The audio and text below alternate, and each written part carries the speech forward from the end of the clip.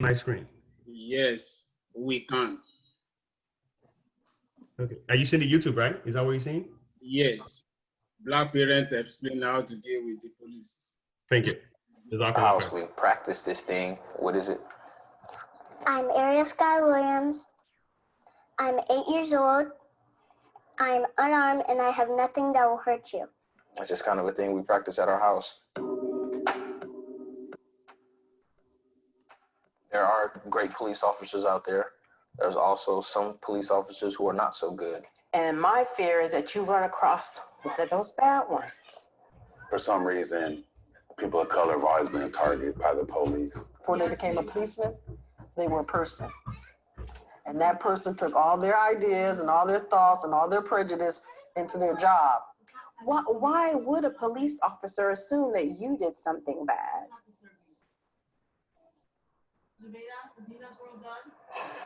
Maybe because of my skin color. I remember being put in handcuffs for something that had nothing to do with me. I was literally walking in the mall. Cops slammed me on the ground, busted my lip, chipped my tooth. That actually made me really mad. How about the time they pulled us over with me in the car and arrested me and left all of you guys sitting in the car and nobody knew how to drive on the side of the road because the bumper on the car was kind of hanging off? You know, we live in Puyallup. There's people that don't even have a bumper on their car. My rear brake light wasn't working and I got to my destination and they were working. I was about your age, actually. They grabbed me. Why? I didn't know at the time. They just grabbed me. They threw me onto the police car. I got tased that time. That time they tased me because they said I wasn't complying. Ariel, are you okay? What's wrong, baby?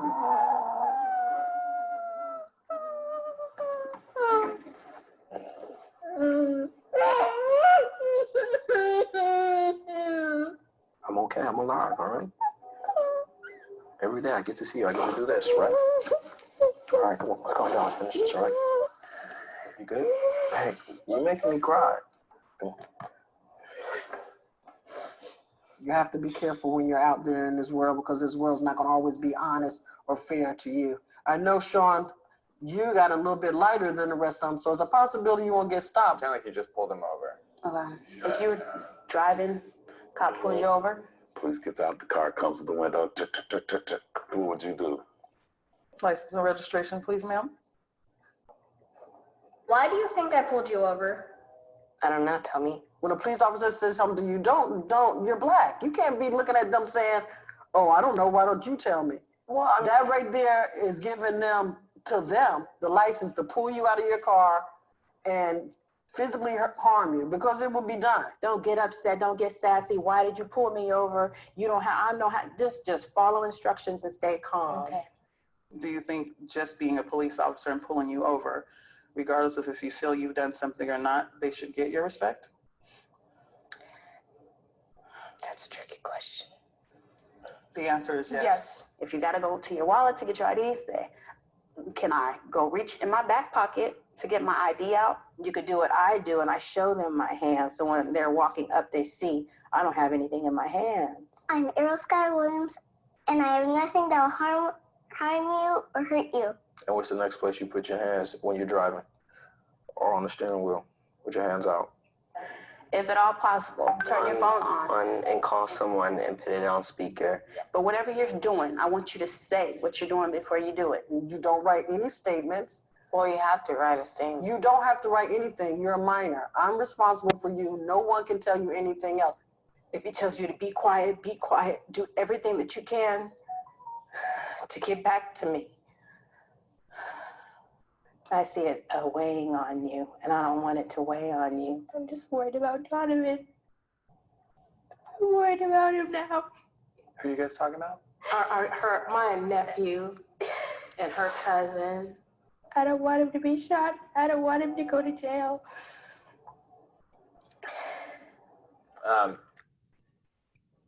Okay, we will stop that video right there, and let me go ahead and pause real quick. All right, so Hanalak, the purpose of that short video is just to kind of like set the foundation of what exactly we're facing right now. And just kind of like put it on a personal level. Honestly, this video is really, really heartbreaking. And to see a little child cry simply because having a feeling that my dad can go out one day and not come back. And subhanAllah, that's essentially what we're dealing with in this current situation. And another question I want to pose to the panelists here is, what is the age appropriate to have this kind of conversation, you know, with your little ones? And how do you think we can start off this conversation in the first place? So moving forward, I will pass it on to Brother Shakir Olakukon to set the stage and then invite our panelists, Dr. Abdul Kabir Abidogun and Alaji Masha. Assalamu alaikum wa rahmatullahi wa barakatuh. Wa alaikum salam wa rahmatullahi wa barakatuh. Thank you very much. It's going to be an emotional conversation today. We're going to have a conversation, inshallah. So I'm going to start like this. Emmett Till, Eric Garner, John Crawford III, Michael Brown, Isel Ford, Dante Parker, Michelle Causer, Laquan McDonald, Tanisha Anderson, Akai Gawley, Tamir Rice, Romain Brisbane, Jeremy Reed, George Mann, Matthew Ajibade, Frank Smart, Natasha McKenna, Tony Robinson, Anthony Hill, Maya Hall, Philip White, Eric Harris, Walter Scott, William Chapman II, Alexia Christian, Brendan Glenn, Victor Manuel La Rosa, Jonathan Sanders, Freddie Blue. The list is endless. It seems the list is endless. Let me just quickly just skip to the end of this list, which I'm going to share with you shortly.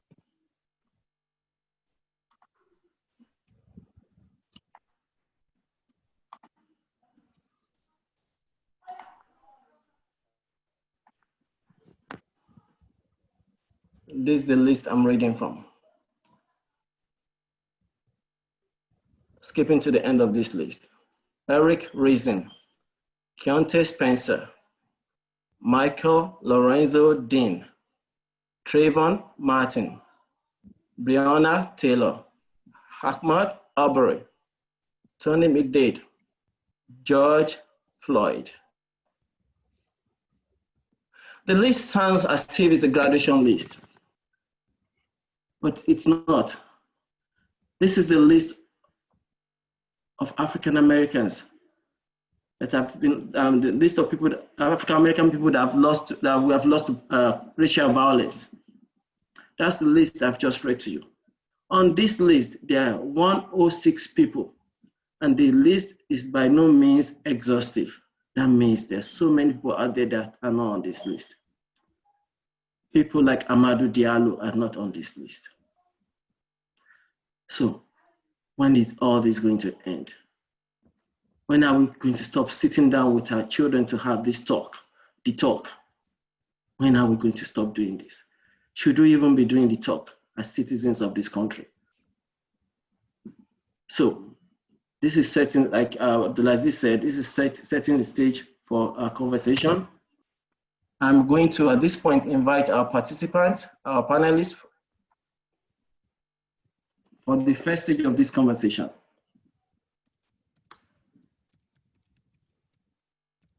Just 1 second, I'm going to call out their names.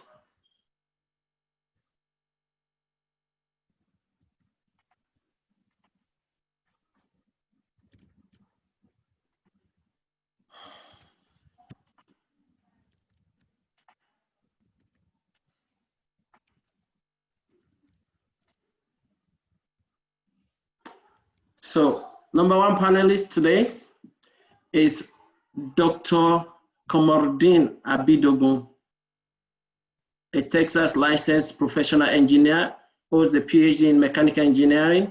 He was an adjunct professor at Texas Southern University, University of Texas, Houston Engineering Center, excuse me, and Houston Community College. As a business owner, he had experience of interacting with African Americans among his workforce. He's a root cause analyst, expert in petrochemical, oil and gas and related industry. He's currently an engineering consultant with Aramco. The next panelist is Mr. Marshall Suleiman, a tax partner. Marshall Suleiman is a tax partner and nationally recognized indirect tax professional. Marshall is the national leader of Deloitte's excise tax practice with 19 years of federal, state, and local excise tax experience. Marshall has worked on 4 tax matters for clients in other countries, including Canada, Mexico, and Australia. Marshall is responsible for managing clients' relationships and delivering high quality and high value for tax compliance, consulting and recovery opportunities for our clients. I'm going to stop there. Thank you. So these are the 2 panelists today. Brother Marshall and Dr. Bidogo, please unmute yourself. I think I'm already unmuted. Brother Marshall? Yes, we can hear you. Brother Marshall? I'm here. Thank you. Okay. That's interesting dressing. Interesting choice of dressing today. I guess that will have a meaning. We'll get to the meaning of that later on. All right, so how did you get here, people? So Dr. Bidogo and Brother Marshall and most of the men here were members of a forum called the Men's Committee of Friends, rather. So one day, recently, Brother Marshall said that we should have a talk. He advised that we should have a talk with our kids. And then the question was, have you had the talk with your kid? And he said, yes, I had the talk with his kid. And he was gracious enough to share what he discussed with his kids. Now, before I go further, I need to put a disclaimer out there. The reason why we are having this conversation here now is not necessarily to judge somebody's opinion. It's for awareness and education of the community. Let's be very clear about that.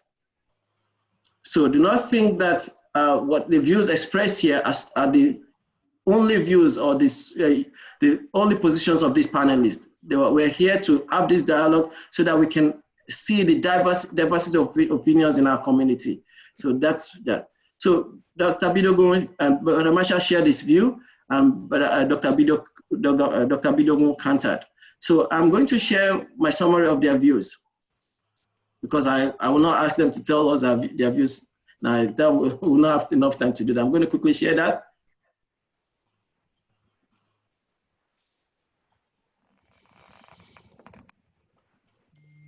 All right. So this is what you're seeing right now is Brother Marshall's view. Or what is discussed. I'm going to put this down so I can see, you can see well. All right. So it says, it was a conversation, not a lecture. They shared their concerns and fear. They felt like men/boys are being killed than women or girls. So they felt a little bit safe, highlighted. They shared that their male friends are more afraid than their female friends. I was informed that many of the parents in my generation don't see the need for their kids to be afraid, but they want them to be safe, highlighted. We revisited the discussion on what to do if they were stopped by the police while driving. They asked how they should respond if a white person is looking at them too much. They asked if I had been stopped unjustly by cops in the past, which I confirmed, highlighted.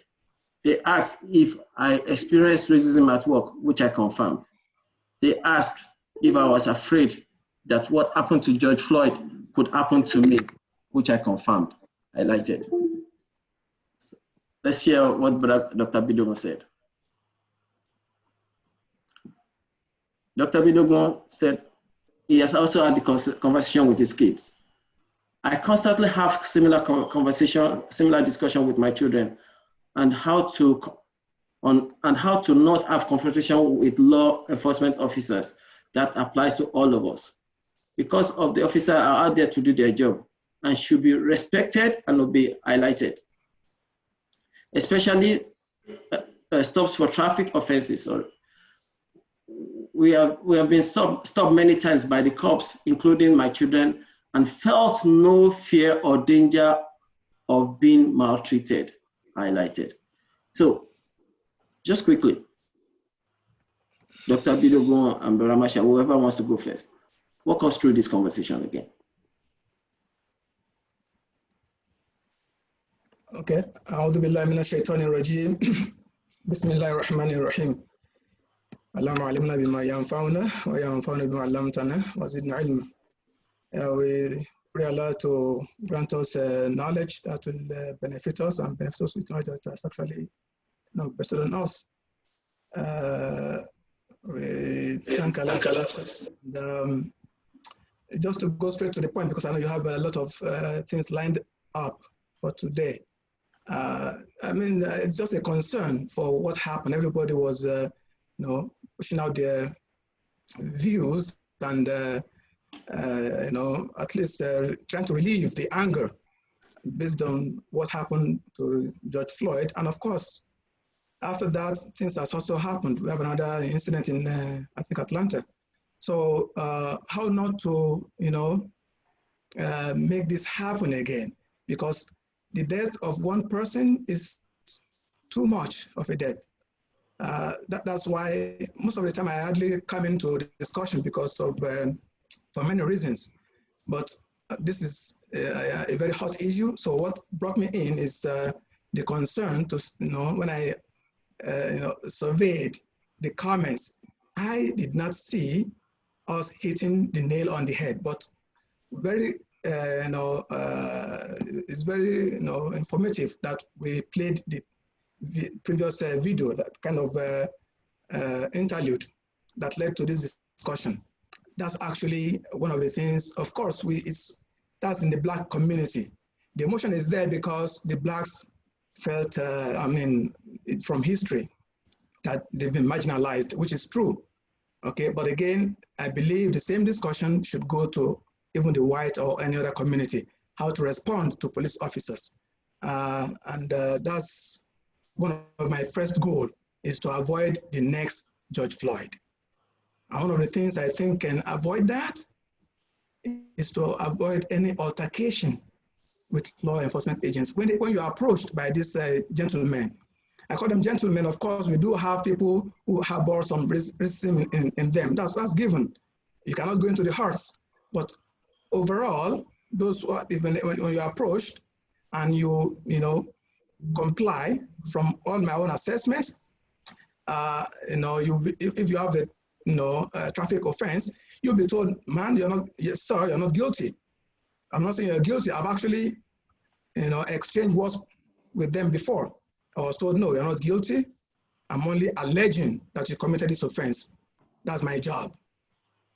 Whoever, it is the court that decides whether you are guilty or not. I felt relieved. So if we preach that to our kids, of course, the soberness was coming in because the Blacks felt marginalized, but this should be for all community. This is what I will say as the opening statement. Thank you, Dr. Bidogo. Baramasha? Yeah, thank you very much. Yeah, thanks very much, for giving me the opportunity to talk about something that I'm very, very passionate about, right? So, when we invite the Islamic scholars, they have their culture when it comes to making presentations.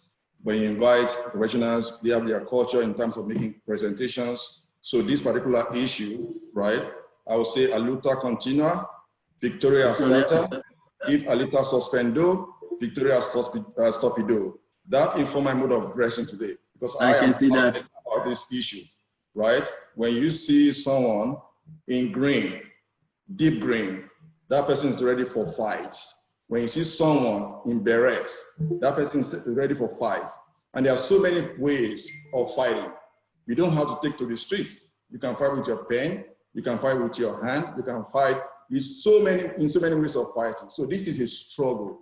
When we talk about jihad, this is real jihad. The conversation that happened between me and my kids, and the reason why we are talking about them, is as a parent, I have a responsibility. There are 4 ways this affects me, as it affects many of us here, right? When a policeman sees me, he sees a black man before seeing a Muslim. When a policeman sees me, he sees a black man before seeing an immigrant. When a policeman sees me, he sees me before as a black man before seeing me as a father. And in those other ways it affects. So what we are talking about here, and Brother Shakir, you listed those names, you're right. With the name, we did not exhaust the name, but the last name you had there was Judge Floyd, +1 now, Rashad Brooks. At the time you went to the press, at the time you are printing, that changed. As we are talking, another thing might be happening that we don't know of. By the end of the day, you might have another incident. When are we going to stop? When is that going to stop? What's our responsibility? We don't want to wait until you find out that Marshall is dead because a policeman shot him, right, somewhere. You don't want to find out that another black man, another member of our community is dead. We cannot pretend like this doesn't affect us. And we cannot continue to carry the burden of responsibility of having something to do on us. We should not be the only one carrying the burden. It should not be on us, right? Because there's no law that says, go check it out. There's no law that says, when I'm stopped by the police, I have to raise my hand. I have to put my hand up. Go check it. Check your driver's license. Check your driving school. There's no law that says that. Why do I have to be the one doing that? Even doing that doesn't guarantee me safety, doesn't guarantee me my life. My white friends, when I told them that, they don't believe. And they tell you, that's not what the law says. Why do you have to do that? If you don't have anything to hide, why do you have to do that? Why don't you just follow the law? What does the law say? Park, stop, and wait for the next instruction. That's it. Why are we doing that? It's because we want to be overprotective. We want to make sure that nothing happens to us. And that's not what the law says. So this particular issue affects us in so many ways. Thank you. Right? And we cannot continue to pretend.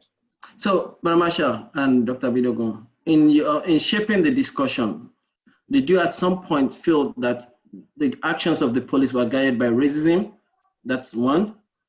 I know we all know Dr. Bidogun has condemned the action of the police, but do you think that racism shaped their view on who they attacked, or why is it focusing on the Black community? And plus, I want to also ask another question quickly. How did your kids receive this conversation? So 2 questions in one now. So the first one around, do I feel like police are targeting the Black communities? Clearly, yes. Clearly, yes. Why? And I'm going to speak on data here. I've driven in a white neighborhood, and I was the only one stopped, and I was in the midst of my colleagues because they didn't think I was supposed to be there. So we are having an event in a white neighborhood. All others were not being stopped. I was the only person there that was stopped because I was the only Black person in that neighborhood. That is my fact. That is my fact. And on base of that, another data here. Yesterday there was an event. A deputy was invited to speak and said, why do the police always go to the Black neighborhood to look for people to catch? And he said, when you are a fisherman, you go where you can find fish. Yes, right? I remember my wife repeating that phrase to me. You go to where you can find fish. So mindset of a policeman is that crime exists in Black neighborhood, and that's where they target. Whereas we probably have more volume of people in the white neighborhood that are committing similar crime that are being ignored. So the mindset of a policeman is go to Black neighborhood to find criminals because that is where it is. How did my kids respond to this? It was very emotional for them. Why? It got emotional when they asked me this question. Do I see myself as being a victim like Judge Floyd? When I said yes, that was the end of the conversation. Similar to the video we watched earlier, right? The video that Abdulaziz Aladejo, share with us. when your daughter, when your kids see that you could be killed, there's no more conversation. The last data here, there is someone on this platform, I'm not going to mention his name. He had an accident about 6 months ago. He was driving, his daughter was in the car, his daughter was 6, and someone hit them at the back. Police came. The next question the daughter asked her dad, are we going to jail? 6-year-old, because someone hit them at the back, from the back. Are we going to jail? So it is an emotional conversation. It is, traumatized conversation. Thank you. We cannot avoid having it. So, thank you. Okay, Dr. Vidogo, in your own view, do you think racism shaped the actions of the police? And how did your kids receive the talk? When you say racism, there are two types of racism, okay?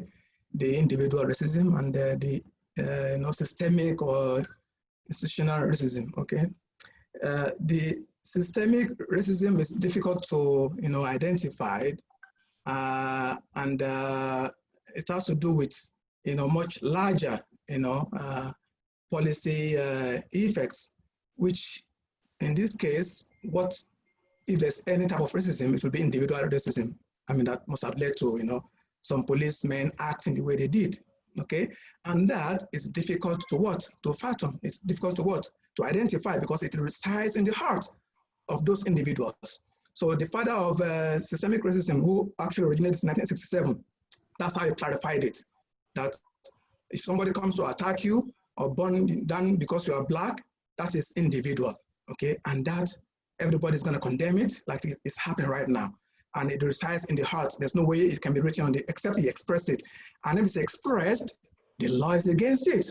You can rarely charge someone to court for that, right? So the law is on the side of everybody to protect them against racism. That's individual racism, which I think, yes, is possible, okay? But why it's not probable, in my own opinion, is most of the time the cops were being called, okay?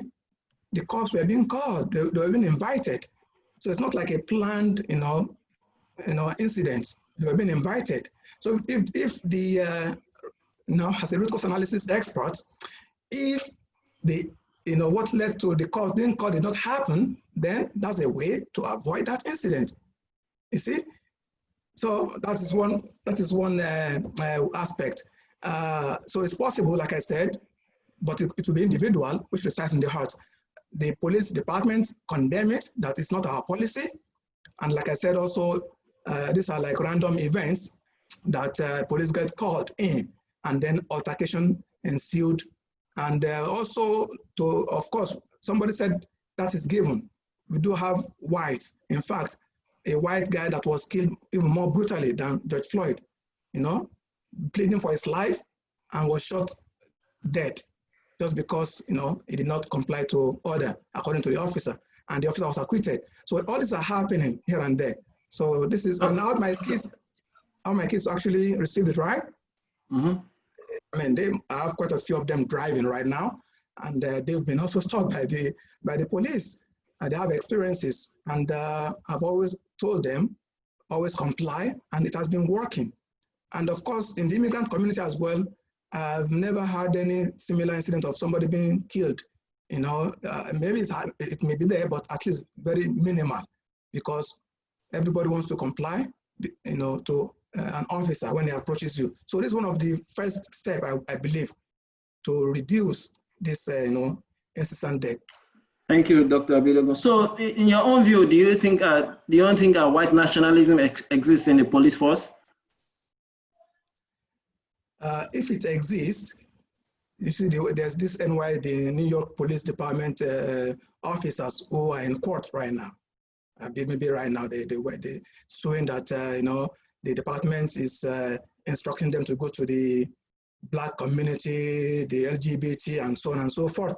Okay, these are police officers, and they said, I'm quoting them, that they're trying to record them in secret.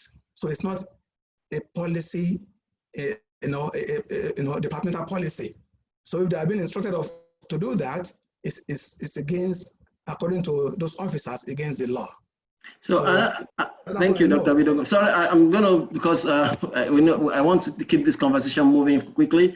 But Marshall, anytime you feel, you can jump in. If anybody asks a question, just please signify by raising your hands. And let me quickly respond to something that David almost said. That yes. I think, you know, Dr. Bidogo is concluding that compliance guarantees your safety. Safety, yeah. I disagree. No. I disagree. No. It helps. It doesn't guarantee. That's what I'm saying. It doesn't guarantee. On many times that I've been stopped, right?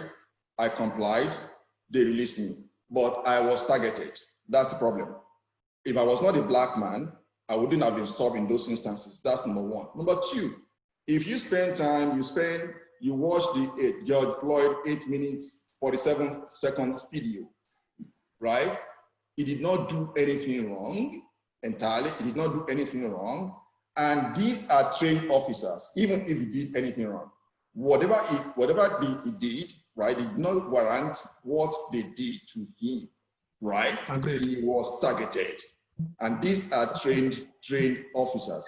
If you watch Amy Cooper's video, right, the guy that survived was just being lucky. I had an opportunity of facilitating a conversation this last week. One of our employees broke into tears because he said his brother is now serving a lifetime in jail for a crime that he knew the brother did not commit.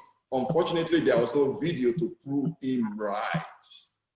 We have instances like that. So in conclusion, I disagree that if we are saying that compliance will guarantee safety, we are going to be wrong.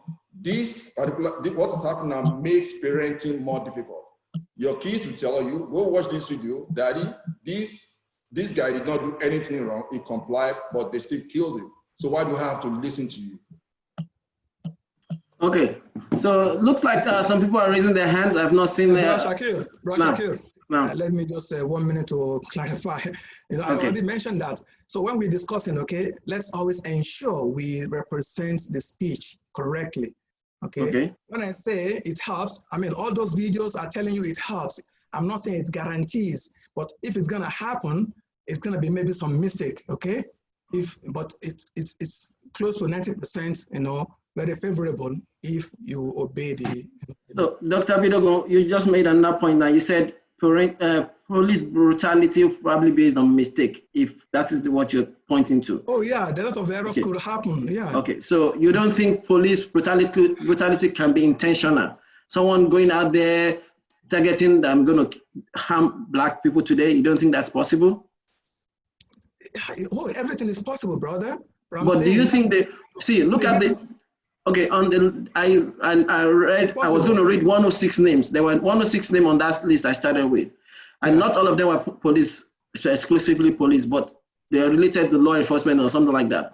Starting from Emmett Till, right? Now to the last on that list was George Floyd. No. Are you saying that these people are not targeted, were just mistake? No. You know, most of these altercations, you know, arguing and running from the police and wherever, okay? And if there's compliance and it still happen, of course, a police, like I said, you can have a white supremacist among the police. So nobody can see that in the heart. So he can go ahead and target, but that at least it will reduce. Yes, I just wanted that clarification. Yeah, so yeah. I heard there's some people raising hands. I can see them. Brother Sharaf, if you see them, maybe I'll meet one of them. I can read from one of the questions here. I don't know who is a user 01, but I'm going to unmute him or her. Yes, just you have 30 seconds, please, to ask your question. User 101, user 01, I'm trying to unmute you. Please accept it. Yeah.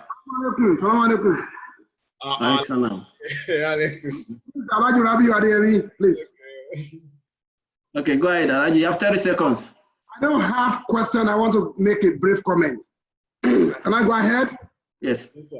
Yeah, I have a lot of comment, but since I don't have much time, let me just first and foremost acknowledge the fact that the two speakers, they did a very wonderful job, and jazakumullah khaira to them. That's number one. Number two, talking about appearance, you know, like my good brother referenced that his appearance today means something. Yes, it is. Let me quickly go back to this small story. I was in Nigeria some years back. Myself and two other cousins, you know, one of the cousins is a Muslim and the other one is a Christian. The Christian guy is a banker, and we were driving in his car. He dressed one kind funny with a black goggle and rest of it. My second cousin is a Muslim and myself, we are both Muslim, we dress, you know, and just simple. And the police stopped us, even in Nigeria. And the Muslim cousin who's a lawyer, he said, well, you know, we are just a gentle looking guy. The police said, yes, I can see these two of you looking guy, but this other one with a black goggle. Is he a, you know, gentle guy too? That tells you much about appearance. And the truth is, they will say the way you appear matters a lot. When you see all these black folks dressing chachad, you know, putting on all this kind of hair and rest of it, that tells a lot, even when the police sees them. And these are the things I try to educate my kids. That look, okay, the appearance matters most. Thank you, Dr. Alhaji Rabiu. Thank you very much. So you are saying now that appearance, it's actually what's one of the driving forces. Okay. Okay. So okay. Thank you. Thank you, Alhaji Rabiu. Let's take another comment, Alhaji Rabiu. Sorry. Yeah, the Adediran's family. I'm trying to unmute you. Please accept it. Okay, so I have two questions basically. So you can only shoot one for one, please, for time. That is useful, right? That's yeah, useful. You can do the two questions. I can do the 2 questions. Okay, 30 seconds. You go. Okay, yeah. So about you. So basically, most of the conversation is going toward police brutality, but like, I'm trying to ask questions about the individual ones that happened, like Ahmed Aubrey. And like, there was no, like, yeah, there was nothing, I don't know, like, that he could do in that kind of situation to avoid it, because the guy just walked up to him and killed him. That was my first question. And the second question, a lot of the time when the police are getting called, that they're getting called to, and a lot of the time the people on the phone are describing them as a black African American. So the police are already coming with that mentality of, oh, black person. We need to be okay. Thank you, Yusra. So one thing I want to let you know is this. Today, the way this discussion is shaped is we are presenting our community view of people, how people perceive these activities or these events from within our community. That's what we're doing the first part of our conversation. Second part of our conversation, we will have experts to respond to all this. So questions, don't think that because they're not talking about it now, we're not going to talk about it. We're going to talk about it. We're just showing the range of opinions, or diversity of opinion in our community. Okay, quickly. Sister Folashade, quickly. Thank you. Assalamu alaikum wa rahmatullahi wa barakatuh. I wanted to quickly make a few points based on what Dr. Abidogun said and also Mr. Rabiu said. So, number one, I think Dr. Abidogun referred to the fact that this is mostly affecting African Americans and not the immigrant communities, because immigrants tend to comply. I will beg to disagree on that, because when a police officer or a white person sees a black person, they're not thinking of your nationality or where you're coming from at the onset. That is not even an issue for them. It's just they're seeing a black person. This is why this is very relevant to our community. And even if we wanted to think of it as immigrant versus non-immigrant, most of the kids that are being born here, most of our kids are gonna be more African American than from immigrant background, because their parents might be immigrants, but they're not if they're being born here. So that's a factor when your child is seen. And Thank you also, very please much. do not put the responsibility on how people dress. Why does it matter? Why people dress anyhow, anywhere? Like, so why should it matter? Thank you very much, Sister Mrs. Folashade Raji. Thank you very much. All right, quickly. I know we have diversity of opinion right there. I want to give Baramasha a few minutes to respond, and we'll go to Barashola Oyewo to quickly make some comments, because he has actually gotten a feedback from the youth in our community. He had a counseling session with them last week, so he's going to tell us what the opinions of the youth in our community is. Okay. I totally agree with Yusra Adidino, right? We talk about policing, police brutality and all those things, right? But it's not limited to that. It's not limited to that. I've seen instances where we have a black man, qualified and trained and certified, working with a white man doing the same thing, and I've seen a gap of $50,000 difference in salary.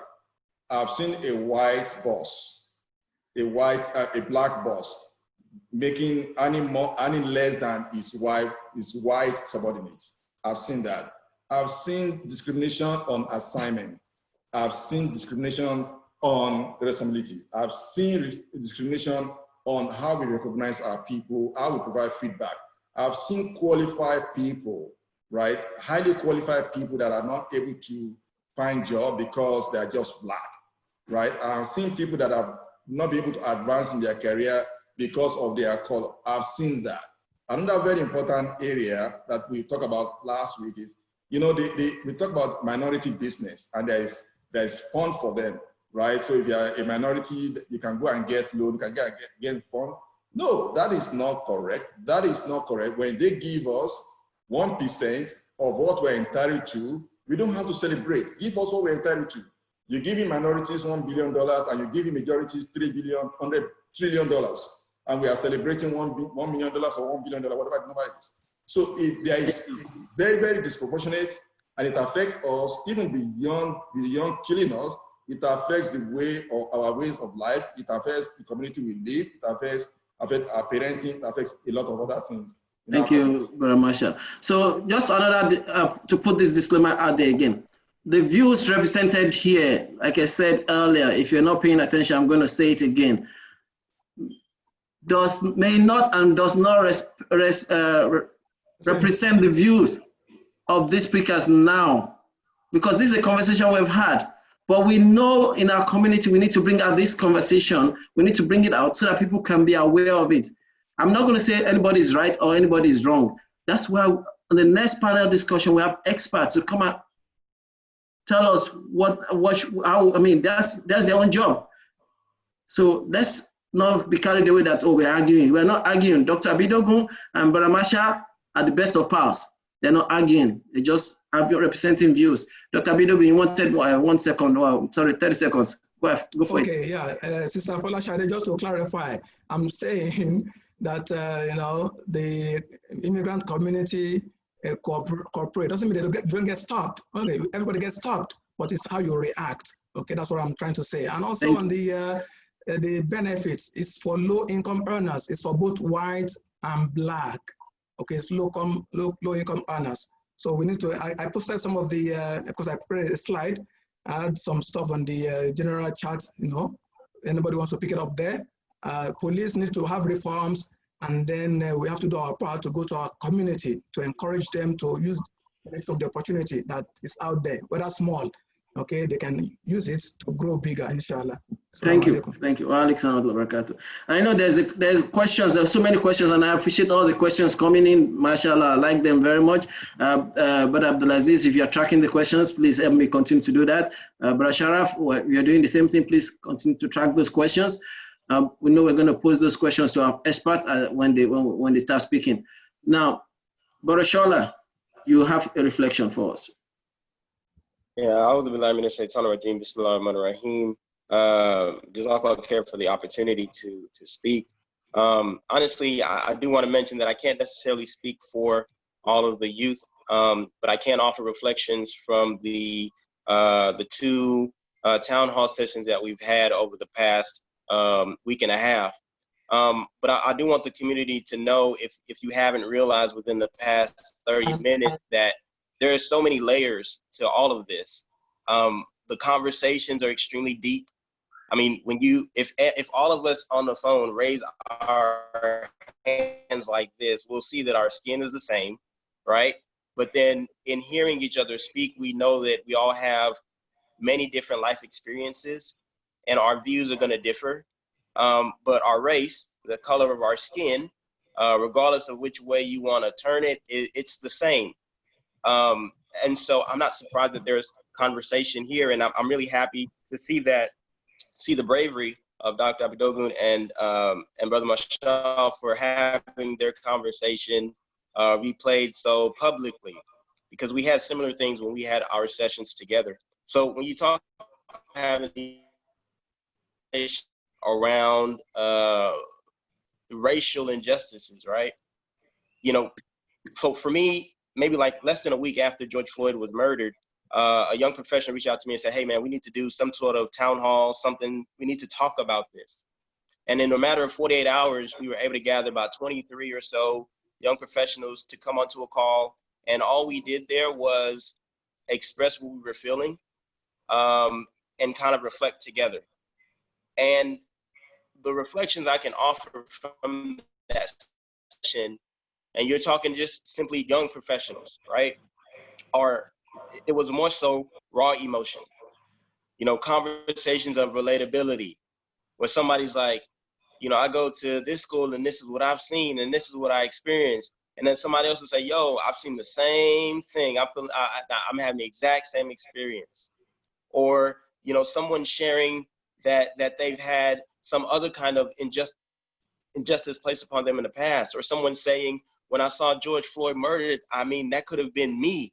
You know, I have kids, you know, I have young kids. I could have not come home to them. And you look at it because they were seeing that that's their skin color. Exactly. Regardless of where you came from or anything like that, you see someone who is of your color on the ground being murdered. And that same thing goes for Ahmaud Arbery and for Breonna Taylor. So it was the same thing. And so it was just a real raw reaction to seeing murders and having to have that conversation together. Now, I bring that up because the format was the same before between the young professionals and the youth. The main difference was that the one for the youth had a psychologist. So you'll see the young professionals one with more so reactions, more so relatability. But when you talk about what we had for the youth, for grades 6 through 12, subhanAllah, and anybody that was on that call can attest, the majority of things that we got were questions. It was almost all questions. It wasn't all reflections and raw emotions. Like, we opened the floor for reflections or for raw emotion, and that's not what we got. We got a lot of questions. That was the way in which our youth began to talk through this. Questions like, you know, why are the police doing that? Aren't they supposed to protect us? Or, you know, am I safe? Those literal questions from kids who are like 8th graders, 9th graders, 6th graders. And so I think it's important for us to do what we're doing now, because these things it's not new. And I'm sure our panelists later will mention that this is not new in our history. Like, it's not. But we've got to remember, depending on your experience, it may be. And so you have to take that with a grain of salt. Regardless of your age, let's say you're an immigrant. We have to understand collectively that someone who is 40 years old but just came here may not understand policing and how it can affect us. But it's important to have those conversations, because perhaps it'll gain a sense of understanding. But then when it comes to our youth, we have to know that they were perhaps, that most of them, you know, were born and raised here. And for them, it's something new to them, because now they're being exposed to what their skin color can do. You see what I'm saying? Now they're being exposed to this simply because of the color of their skin. And you're talking to kids who are already know that there's this bias against them because they're Muslim. But now they're just learning that, there's a bias against me because of my skin, and not knowing how to navigate that. So those are the reflections I just wanted to offer from those 2 sessions that we had. Again, kudos to the organizers for doing this today. Again, I really think it just speaks to our diversity as a community, because if Brother Mashal and Dr. Abdelgun are having this conversation, and then you see that young professionals are having a completely different conversation, and then you see that youth are having a different conversation, it lets us know that we are diverse and we are different and we have different points of view. But at the end of the day, when we all raise up our hands and look at our skin, it's all the same. And so we have to find a way to get it together. Jazakallah khair. Welcome. Thank you very much, Shola, for coming in at such short notice. And I also want to say thank you to Dr. Abidogun and Bara Masha for doing wonderful jobs. You know, it's an emotional journey so far for everyone. I know the emotions are still raw, even though it's been some weeks now, but the emotions are still raw. And especially seeing the images from Atlanta yesterday, it just kind of reinforced that we are being targeted. But I am not going to be the one to answer other questions. So we'll move on to the next phase of our program for today, which will be the panel discussion. And I will quickly introduce the panelists. So, but before I introduce the panelists, I also want to acknowledge that our father, Attorney Oje Lawa, has been raising his hands. So what we're going to do is, while the panelists are talking, we're going to have Attorney Oje respond, because I know he's probably going to give us some advice. So, but for now, let's quickly move on to the panelists. So, panelists, I know on our call today, I have Mr. Abi Adewale, I have Mr. Mustafa Karo, and I have Mrs. Zulfa Suara. I'm going to quickly read their bio. Just give me 1 second. So 1 second. I'm going to pull that up and then read their bio and share my screen as I do that.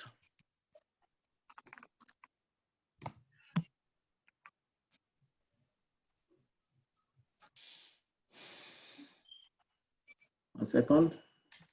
Need to move this one out of the way.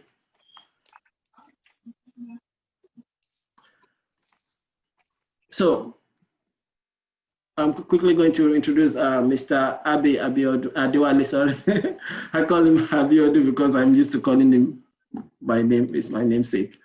So Mr. Abi Adewale founded ABNA in 1994 with his wife and partner, Nicole Adewale.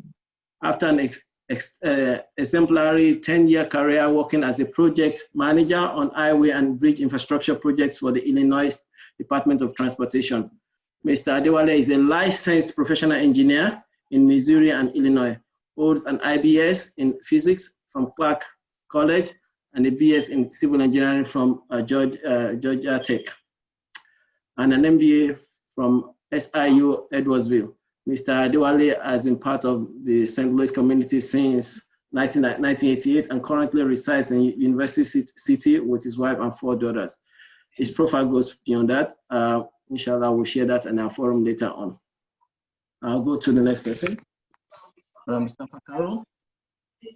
Mustafa Karo began his civil rights advocacy at 14 years old and became the NAACP Youth Council President in his hometown of Gary, Indiana at 16 years old. He is the former executive director of the Houston, Texas chapter of Council on American Islamic Relations, CARE. CARE is the United States' largest Muslim grassroots civil rights and advocacy group with over 30 offices nationwide. CARE's mission is to enhance understanding of Islam, protect civil rights, promote justice, and empower American Muslims. And there's so many we can get, but for short time, I'm going to just cut it there. Let's go to Sister Suara. Mrs. Suara is originally from Nigeria, came to the US in 1993 and chose to make Tennessee her home when the opportunity for her husband to do a fellowship at Vanderbilt presented itself. She has been active in the community service and leadership since she moved there in 1998, all working working full-time as a CPA. She founded an accounting firm and has worked with county governments in Haywood Lake, McNairy counties. She's currently she's actually a council member. This is an old profile. I just have to pull it up. for lack of time, I was going to play a bio because video is very interesting, but for lack of time, I'm going to cut that short now. So thank you all the panelists. Please come. I'm going to shut this down so that we can see the panelists. I believe we're seeing Mrs. Suara right now. Assalamu alaikum. Walaikum salam wa rahmatullahi wa barakatuh. Mr. Abi Adewale, how are you doing, sir? Can we see your face?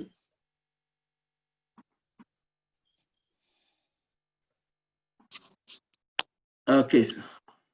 Thank you very much, sir. Brother Mustafa Karo. Assalamu alaikum. Alaikum salam. Okay, good.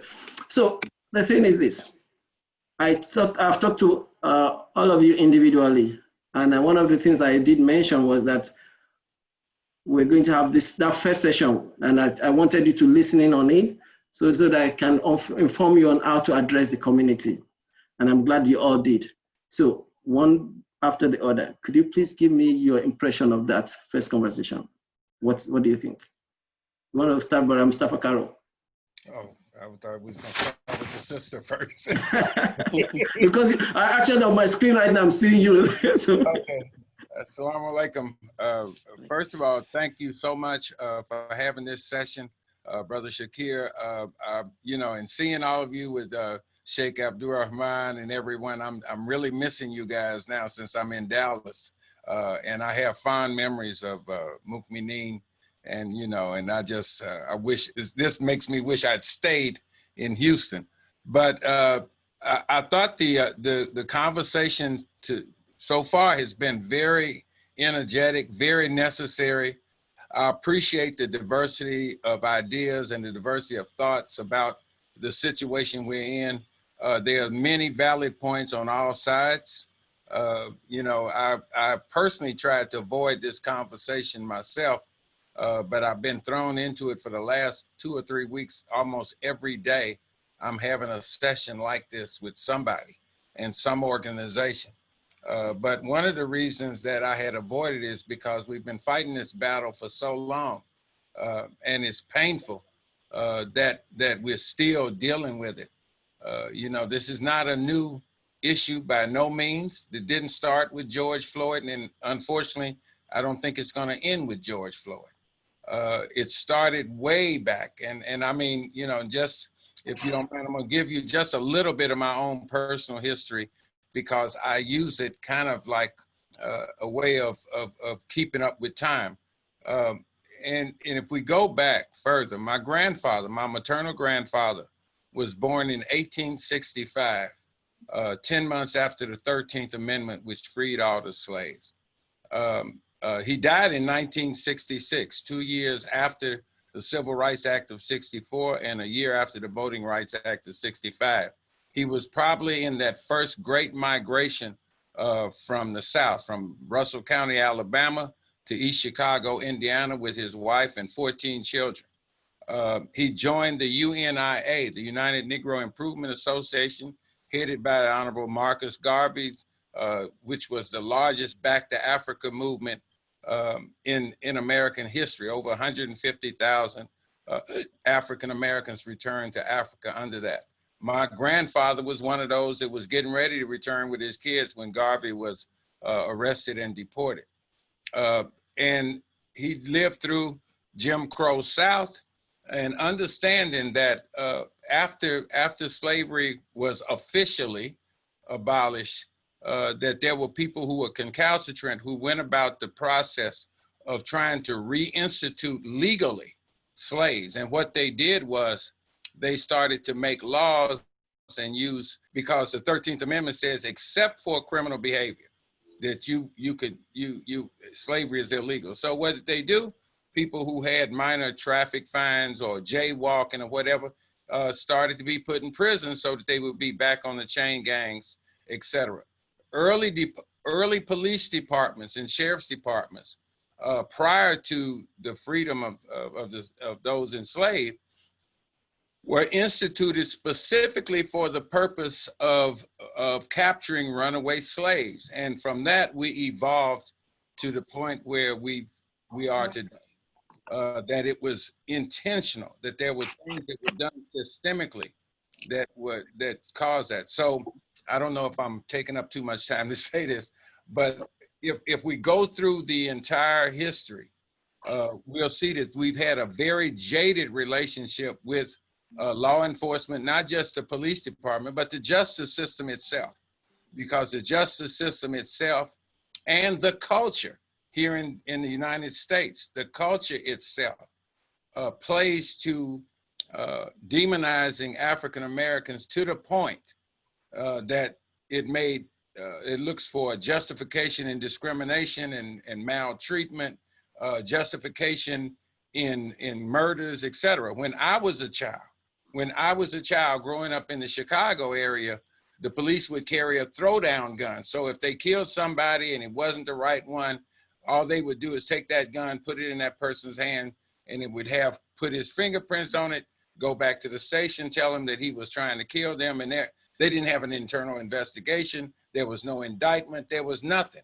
The reason that we are having so much to do about that now is because the technology that has been developed has enabled us to actually see these incidents, which we didn't have when I was younger. It was hard to explain to people that the police had shot a person for no reason. No one believed it. Nobody wanted to believe.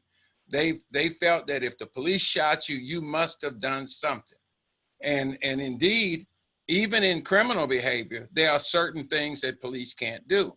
Once that person is subdued or has complied with the law or whatever you want to call it, then the police are just obligated to take them in. They're not obligated to shoot folks after the fact or to kill somebody like they did George Floyd, like they did Alton Lister, when they had him on the ground and shot him at point blank range 3 times. I have 4 sons, and I've had to give all of them this talk, and I gave it to them as early as I could, but I really reiterated the talk when they started driving and getting out and were independent in the world, etc.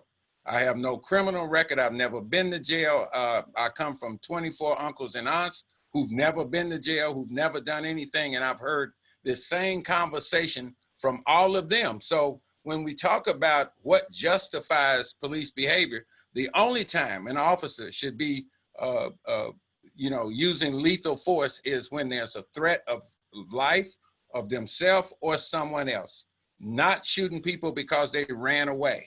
That is not a reason to shoot somebody, or because you don't like what they said. Because if you remember, I don't know if you're aware of this, but at the Michigan State House, just not too long ago, a group of white folks stormed the State House, upset about being quarantined from the coronavirus, with AR-15s and AK-47s, yelling and hollering in the face of the police there, and nothing happened. Thank you. Yeah, so I'm sorry. Thank you, sir. I appreciate that. Not that, I mean, we are really enjoying your conversation. I wanted to just get the opinion of others. Mrs. Suara, please, let's hear your thoughts on this issue.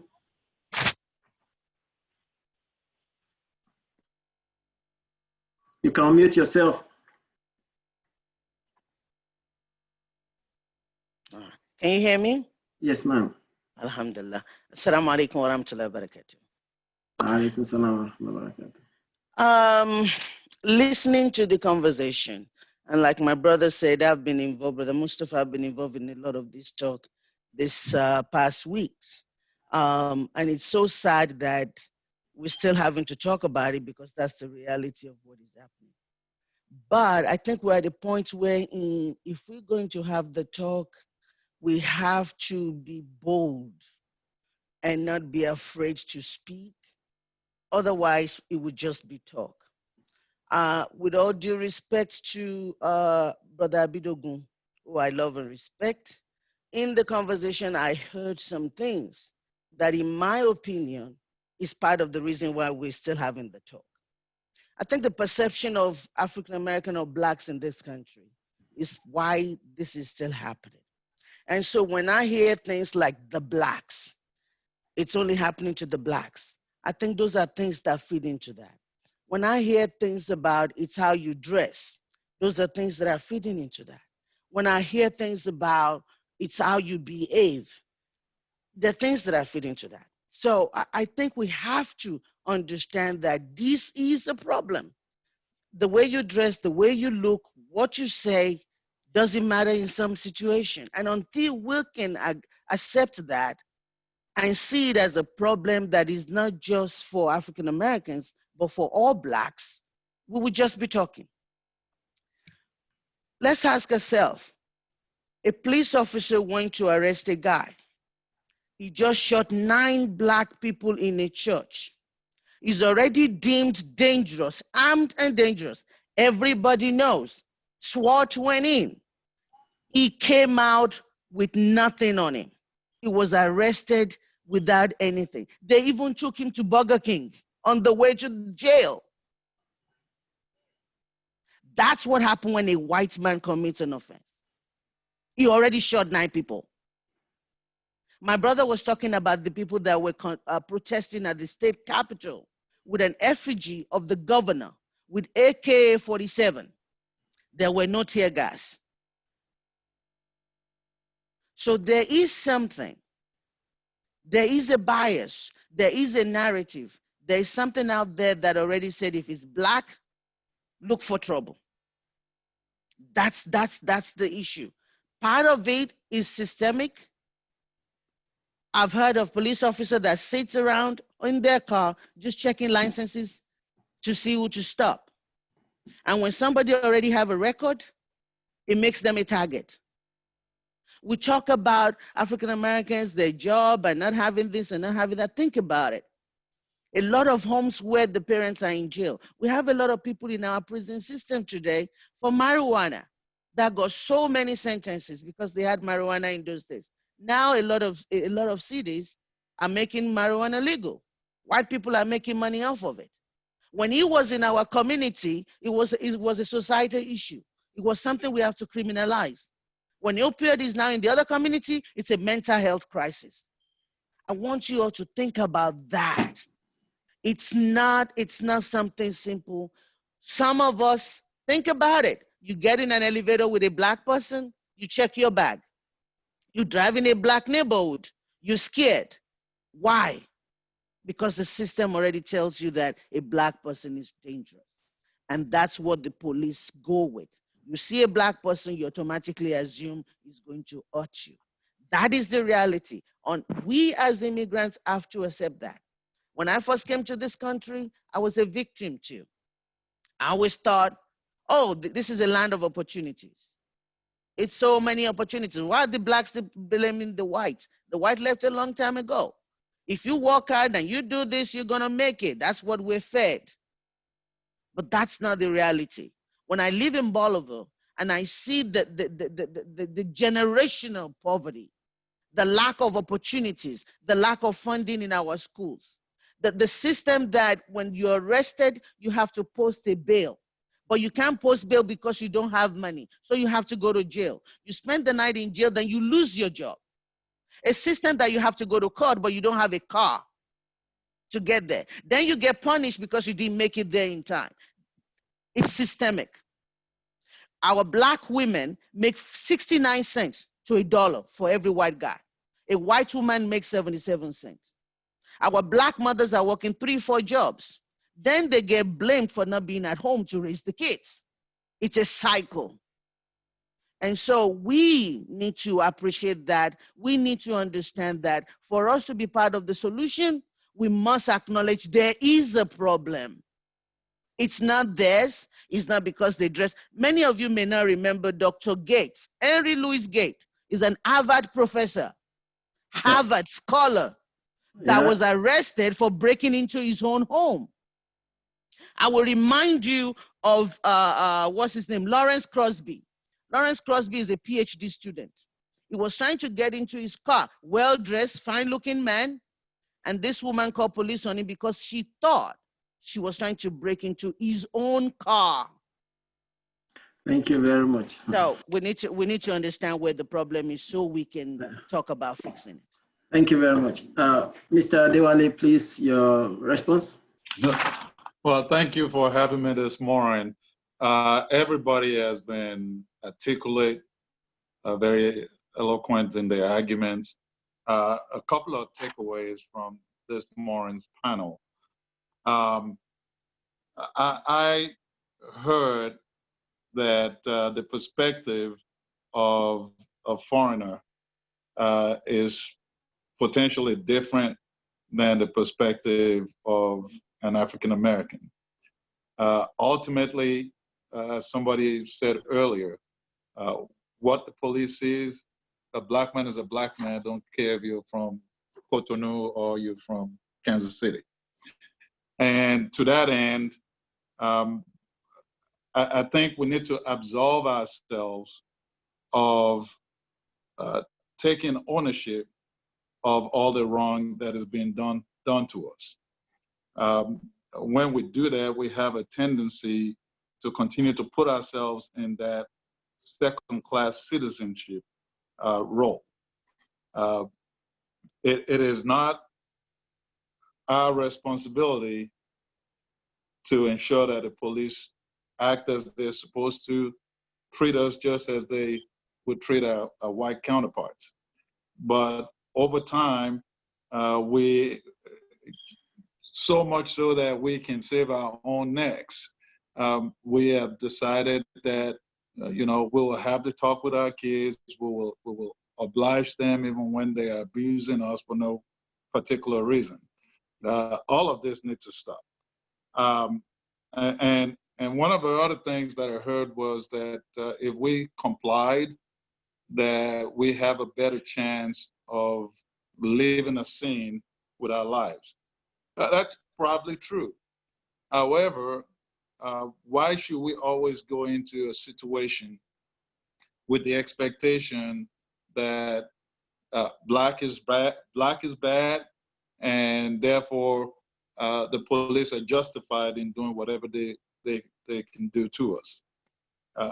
It's obvious to me that everybody, even us, we all have this unconscious bias. But it appears that it is very, it is extremely evident in the police force that it goes beyond unconscious bias, and it might actually start to get into the issue of professional indoctrination into hatred, into looking at how we can systemically put black people down, be it through the police system or all of the other systemic issues that we have to deal with in society. So I would just end at this point that we need to start looking at why we subjugate ourselves to accepting the condition as it is, and why even some of us are against the protest that's going on. Yes, I don't condone violence, I don't condone the damage of property, but what happened to MLT is happening today, and why are we still having this conversation? There needs to be a change, and it starts from this type of dialogue. Thank you very much. I know a lot of people they have questions. I don't want to be the only one asking questions, so I'll let our attorney, our Father Ojila, make a quick comment, and then I know there are so many hands up. If you have questions, type them in. Brother Aziz, are you keeping track of the questions? Yes, sir. If you want to interject and ask any question, let me know so that we can quickly speed things up. So, Father Ojila. Thank you so much. Good morning. Assalamu alaikum to all my brothers and sisters on the panel. Imam Carol, it's good to just see your face. I've missed you very much. Sulvat, congratulations. The best thing that I've seen this community done since we have this issue going that I've discussed with one or two while we are not out there is this. When they come for German, you claim you are not a German. They took the German and left. When they come for the gender, You claim that you are not a gender. They took the gender and left. And when they finally come, it's only you left, and they will take you. We can't continue to play that this is not us. This is us. This is us. And basically, what is so good out of this bad situation is that our kids that we've been trying to let them have a better understanding of this system over the years, and I have 4 boys. And if you check with my boys as of 4 weeks ago, they will tell you that their dad is a racist.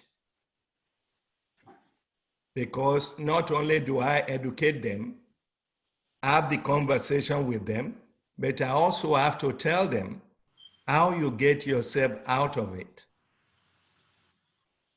They say that you used to have the chief of police as your friend. I say, I know where our friendship stops because we went to law school together and we did our masters in law together. He's my friend, but he's not going to fight for me. We have to fight for ourselves. And we've seen it. I hate to be throwing the years. I came to this country in 1976 to deep Louisiana, where I cannot use the same bathroom with a white boy that we went to the club together. He claimed to be my friend in the dorm, but when we go to the club, he used the bathroom, I go pee outside.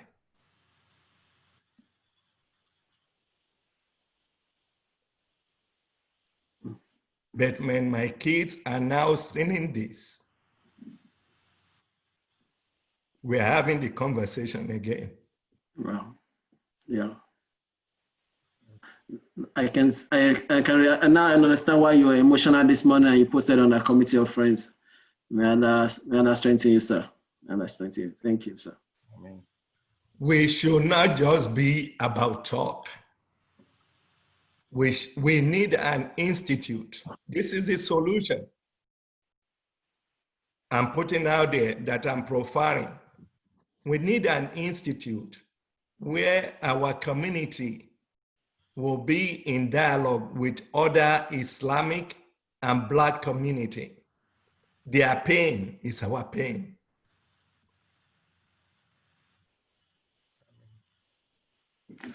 Thank you, sir. Thank you. Thank you, sir. So let's quickly move on. So quick question to the panelists. Many of these things, I know a lot of people have asked questions. Something is pointing to systemic racism. This is a system, Barakaro said, this is not new. I mean, if we do our own work very well, we know this is not a new trend. It's been happening. It happened in the 50s and the 60s. It's happening all the way now. Emmett Till was not killing. When was Emmett Till killed? Long time ago. So it's still happening. And now we're talking about another person yesterday. So what is systemic racism? Could systemic racism be feeding into individualized racism? That's one thing we want to analyze. We want to understand what systemic racism is. We want to understand where sometimes, because we are immigrants, we go through some racist events that are, we are victims of racism, but we don't even realize it. So, for instance, you go to a bank, you want to get mortgage for your house, and because you're Black, they look at you and they give you 5.25%. I remember most of you, many people who know my passion for flooring.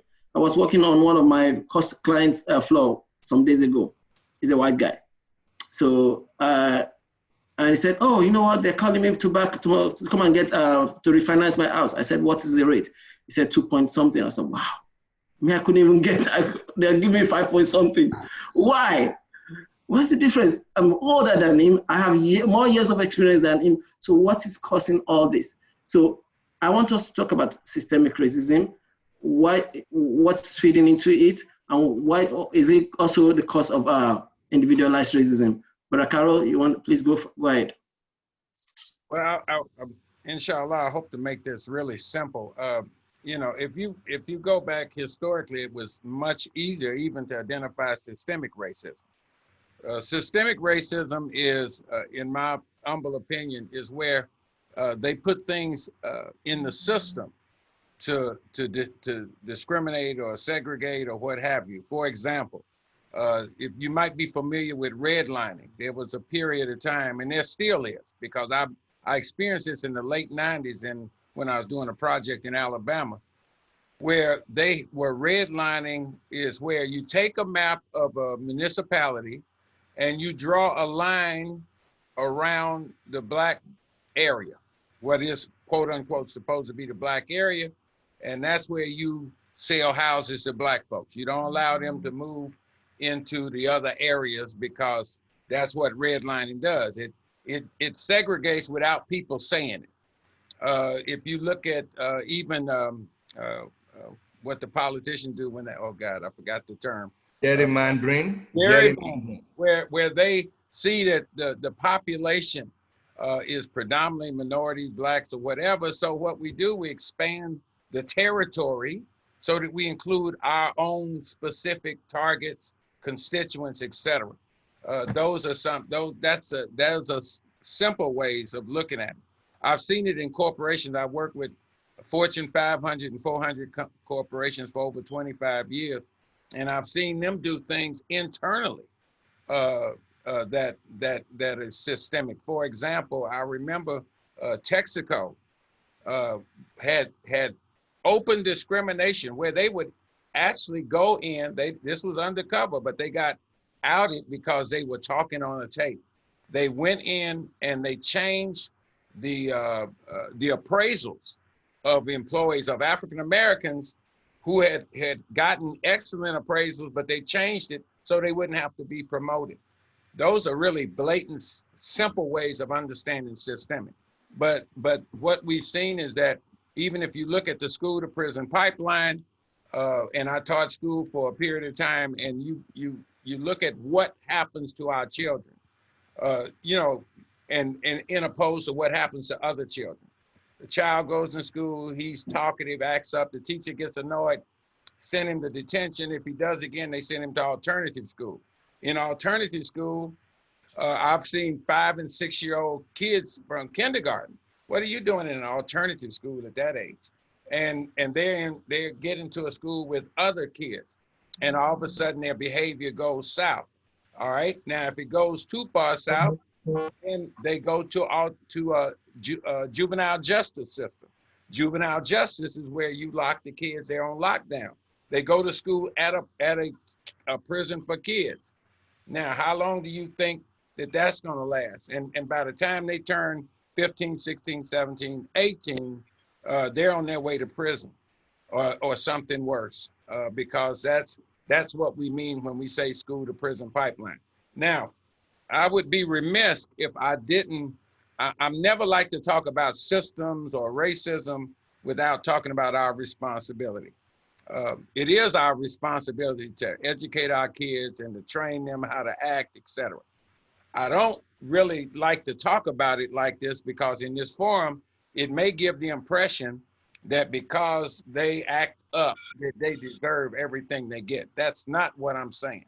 But I do want to say we have a responsibility for our behavior, despite how hateful and whatever racism we experience. And that's what I've trained my sons, is that you go to school, you don't like the teacher, shut up. If she don't like you, shut up. When I come there, I don't want to have to deal with your attitude. So I'm saying that, but at the same time, I know that other kids who are not black can go to school and they can act up and they can act a fool, and the most that's gonna happen to them is that they'll call that kid's parents, or they'll give that kid the benefit of the doubt, or he's just having a rough day, et cetera, like that. So those are just a few examples. I mean, and I don't wanna load it up because I've seen some questions here about where do we go from here, and I'm hoping that we'll get to that point where we talk about that, because I don't wanna make it sound like doom and gloom. All right, thank you. Mr. Adewale, please. So just from a slightly different perspective, the issue of institutionalized racism always comes across as though it is some type of government-sponsored racism. There is that component, as Ms. Mitchell just alluded to, but the day-to-day average person who has a power over somebody else, how they use that power is what I consider institutionalized racism. So for instance, not only am I in the engineering business, I'm also in the general contracting business. And you have a lot of young people, a lot of our young people that are either roaming the streets because they have no jobs. The unemployment rate in our communities are significantly higher than everybody else. And yet you have their counterparts who also barely finish high school, but they get pulled into the unions. And the unions, because their uncles and fathers and cousins have worked in the unions, they get the benefit of the doubt, even though they know no more, no less than an average Black kid that just came out of high school. They're given the opportunity, they are nurtured, they're counseled. And so I come into the arena as a Black general contractor, and I said, look, I need me some young Black men that we can pull into our organization. And you get, oh, no, they don't get into that business. I said, well, I've been approached by so many of them that want to get into the business. What do we need to do? Well, you need to write a sponsorship letter. So you write a sponsorship letter, and then they put all kinds of obstacles in front of these young people to get into this area of opportunity. Now, mind you, you got a white kid, barely got out of high school, making 6 figures after about 4 or 5 years in the union. And yet, you get the same Black kid who can probably do the job better than he's doing, would never get the opportunity to get in. And then they want to blame him for hanging around the corner, selling stuff to make a living. So there's a lot of things about individualized power that an average person in this country has, or average, not even average, organizations have, that they use to suppress us in ways that are very injurious long term. Thank you, sir. Ms. Suara, please. Thank you. I'll make it quick because some of what I wanted to say has been said, but I wanted to break it into 3 categories that I wanted to talk about real quick. There's financial, there's education, there's political, right? You're talking about a system that makes it impossible for you to get a head start. So when I talk about political, they've talked about gerrymandering, but you have voter registration laws in some states that make it impossible for Black people to vote. They're asking for birth certificate in a rural town where a long time ago they did not have that. And so having laws that suppress the political power of a group that makes it impossible for them to choose their own representation, to have equal voice in the decision making, that is a systemic racism. When you look at our educational system, when we're equally funding our school instead of equitably funding our schools, when we're not dealing with adverse childhood experiences that our children are having, you want children to go to school whose parents are not at home. I was principal for a day at a school one day, and I have a child come in that has a dirty uniform because he was not able to wash the uniform at home. How is that child supposed to learn? How is that child supposed to make it? We give our schools the same money, but the schools in the rich area have PTO that has a whole lot of money, and we expect the same outcome. And so in not funding our school, in not addressing all of those emotional and other things that affect learning, it's a part of racism or a part of systemic racism. The last thing is financial empowerment. There's generational poverty within the Black community. The white community has businesses they can pass on to their children. Because of redlining, they have homes. When a child starts already has a place to live, he's already started well. Even if he doesn't have a job, he has a place to go. We don't have that. We don't have that money passed down. Now, I'm not talking about immigrant community because I don't make a distinction between them. I'm talking about Black. I see myself as Black, and I'm talking about our issue as Black. Okay, so the Black community does not have that financial empowerment to pass on to their children. And so that system continues. that system continues. And so when you look at a system that is already stacked, that's what we need to dismantle so that we make sure that everyone, Blacks are not asking for better treatment. We're not asking to get something that we don't deserve. We're asking for equal treatment. And so if you can make our educational system, our political system, and our financial system equitable, I think it will break down that systemic system. Thank you very much. Thank you very much. You've actually hit the nail on the head. So I'm going to take questions. I see some hands raised. I see Afshan Jilani. Afshan Jilani, I'm going to unmute you. Please go ahead with your question.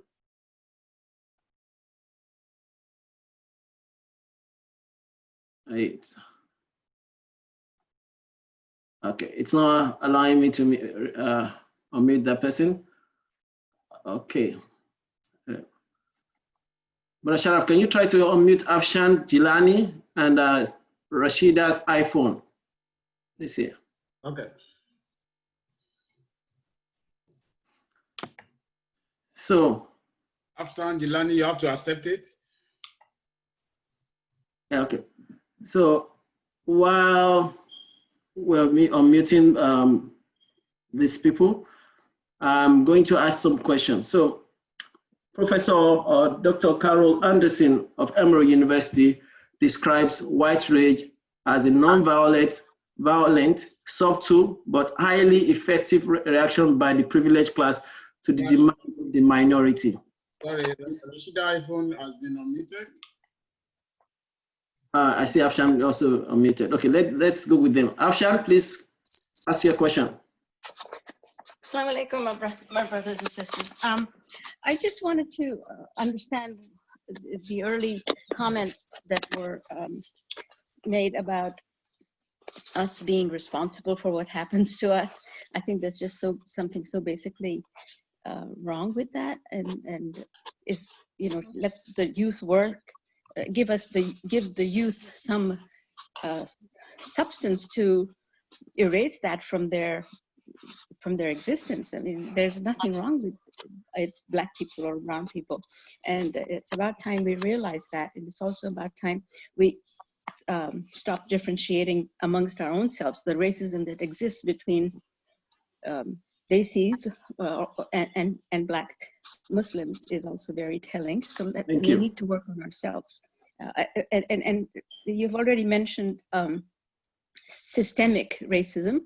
So I want the youth to understand how to eradicate that by becoming involved in the legal system, the justice system, because, you know, the only way that the policeman is going to go to jail is if the prosecutor prosecutes properly, and that's where we need to be. So thank you very much. Points taken. I know some of those points have been addressed, but the other advice about prosecuting and the action. What? Rashida iPhone, you are unmuted. Okay, Rashida. Assalamu alaikum. Alaikum. I just have a quick question. I know a lot of. I first of all want to say thank you for this program, and I know a lot of my questions has been addressed, but what are our responsibility to understand the system racism, and I mean to understand the issue at large, and our responsibility in taking even a baby step in eradicating it. Like one of the panelists says, this has been an ongoing, like 100 years of, the same system from the slavery till now. We're still sitting down to discuss the same thing. So I personally believe there's something we need to do more to move forward. Okay, thank you, Sister Rashida. And I'm going to address that point right now. So the reason why we are not rushing to solution is because you cannot fix a problem when you cannot even put your hand on that problem, right? You have to identify the problem, you have to name the problem, and then you can say, okay, this is how we're going to approach it. Sister Jilani mentioned a comment. Now, I'm glad she did that. She talked about racism between the Desi community and the African-American community. We have not even addressed that. Most people cannot even put their hands on that. we're going to talk about white rage. What is white rage? We've not even identified it. How do you now solve a problem when you cannot even identify it, you cannot name it? And that leads me to the point of Professor Carol Anderson. She said she sat there in 2016 or so. She was wondering, how come this guy got elected? And then she came to the conclusion there must have been something called white rage. And what is white rage? She said white rage is defined as a non-violent, subtle, but highly effective reaction by the privileged class to the demands of the minority. So example here. So the demands of the minority, we saw that the election of Barack Obama, all right? What happened after the election of Barack Obama? Some people went back to the drawing board. And therefore, there were so many laws on voter suppression and gerrymandering, as have been said. So these are the things that we don't even understand. We sit in the comfort of our house, and we don't understand this issue, and therefore, how can we solve it? So that's number one. Some of this issue affects even our community. I was talking to one of our brothers the other day. I said, is there anything called racist policy? He said, maybe he didn't even understand what I was saying. I said, to me, racist policy will be policies that when we go back and evaluate the outcome, it actually undermines a group, a racial group.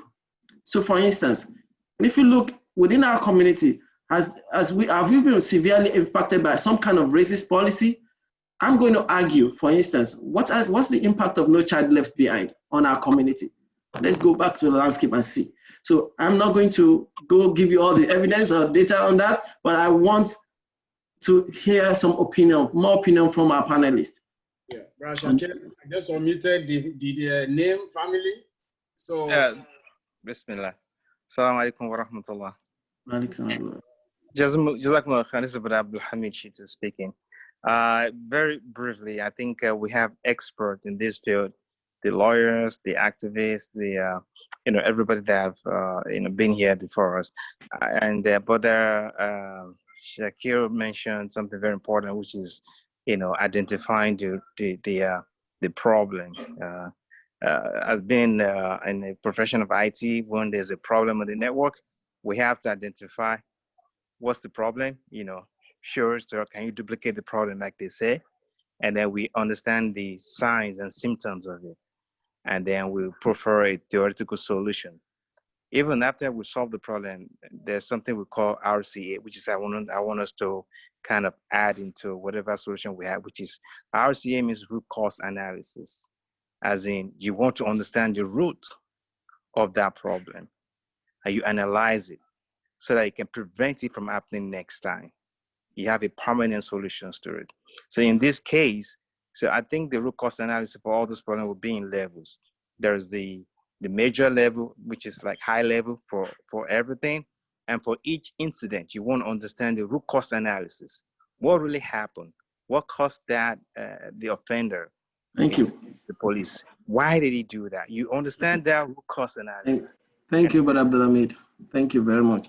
So let's pass the baton back to Ms. Swara to respond to all that we've said so far. Thank you.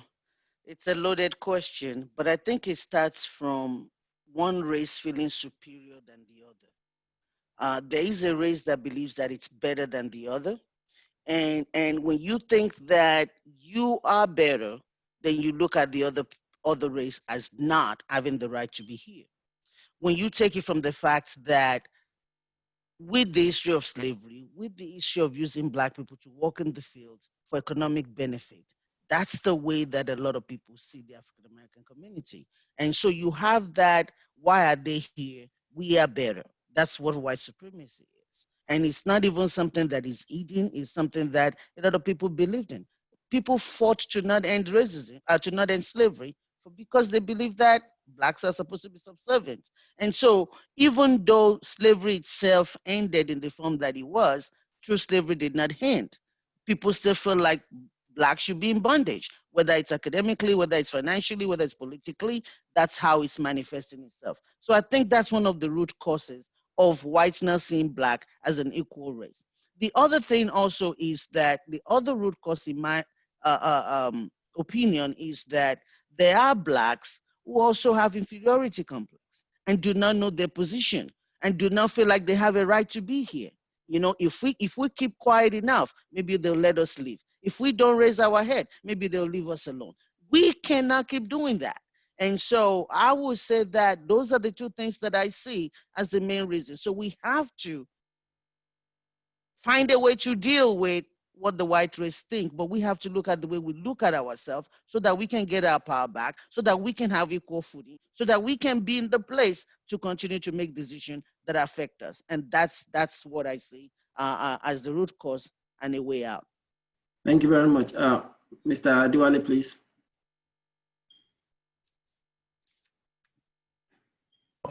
I definitely concur with Sister Zainab's assessment.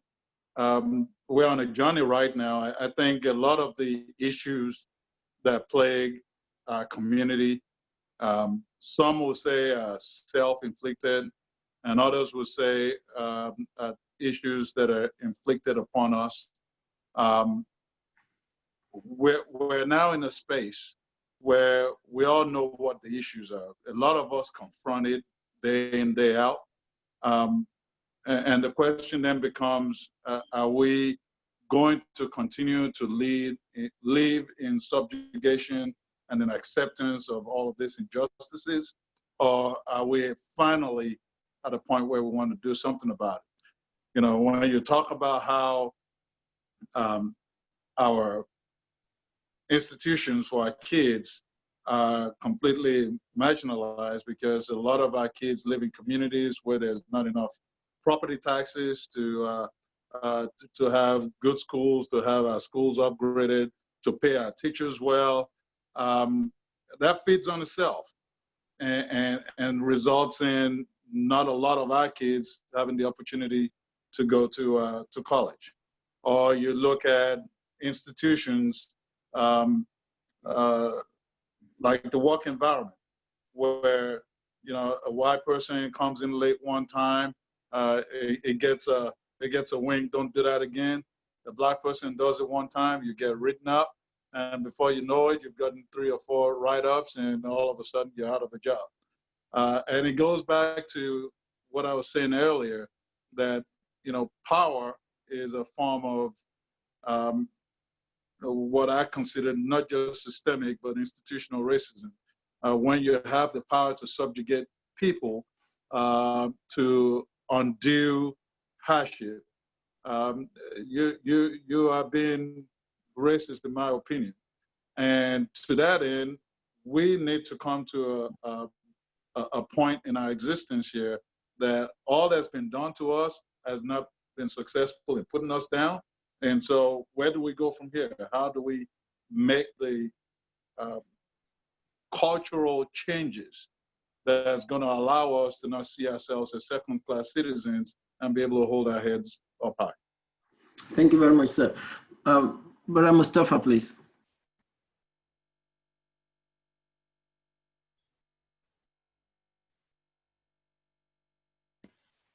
Assalamu alaikum. I can't disagree with anything that's been said. Everything that's been said is valid, absolutely.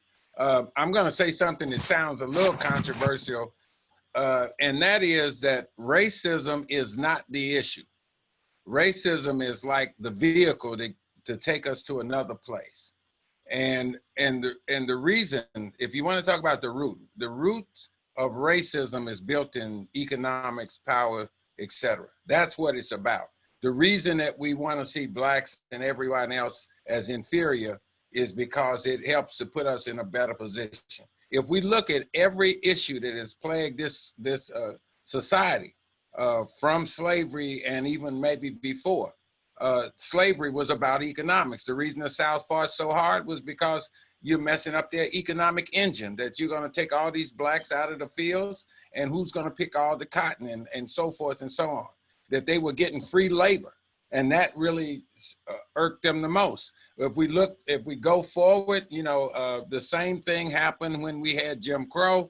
The same thing happened in the early 1900s with all the race riots when African Americans were migrating from the South to the North for jobs in the wartime industry and in the booming industrial era, et cetera, there was this issue about they're taking our jobs.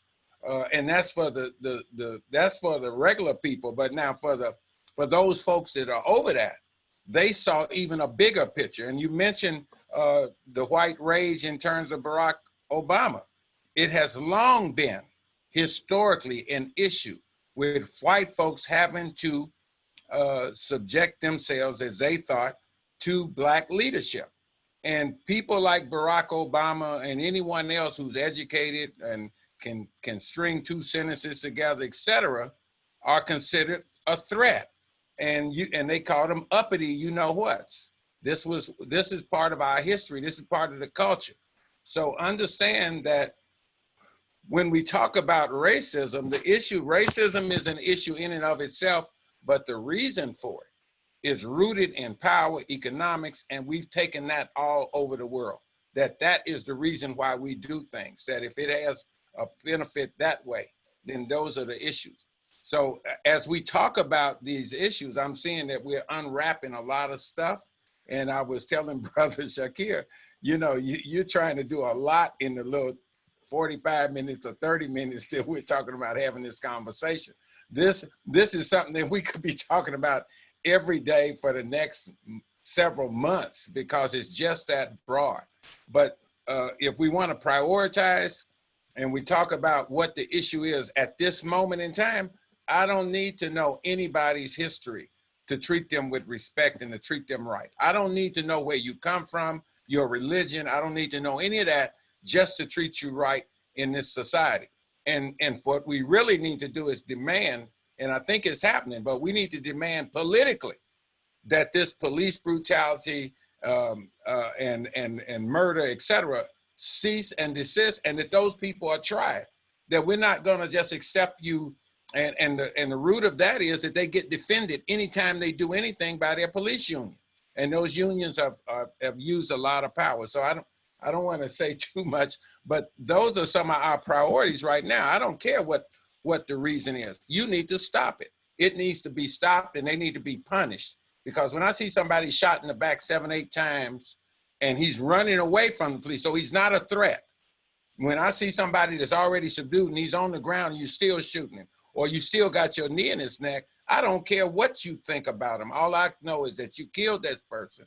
And I'll let the psychologists meet that out, or the courts meet out what their reason was. But the fact is you did it, you should be punished, you should be put in jail, you should be fired, and everything else that goes with that. So, inshallah. Thank you very much, Brother Mustafa. I know this session should end at 12:30. I don't know, I've not talked to Brother Mustafa about the next session. We'll be glad if you can stay with us till about 1:30. If I don't know what your time availability is today, but we'll be so glad because the next session that starts at 12:30, that will be moderated by Brother Marshall, is going to look into the solutions. Is going to look into action plan. Is a call to action.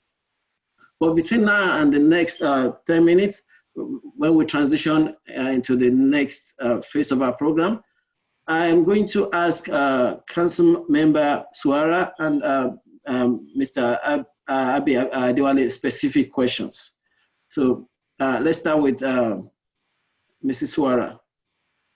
So as a newly elected council member, what racist policies or systemic racism challenges did you meet on the city books or codes? How have you been working to remove them? Have you met any obstacles in removing these codes or policies from the city book? Oh, that's a good question. One of the things that we did when I first got elected, the first resolution that we passed was that every decision that we'll be making as a body will be with an equitable lens.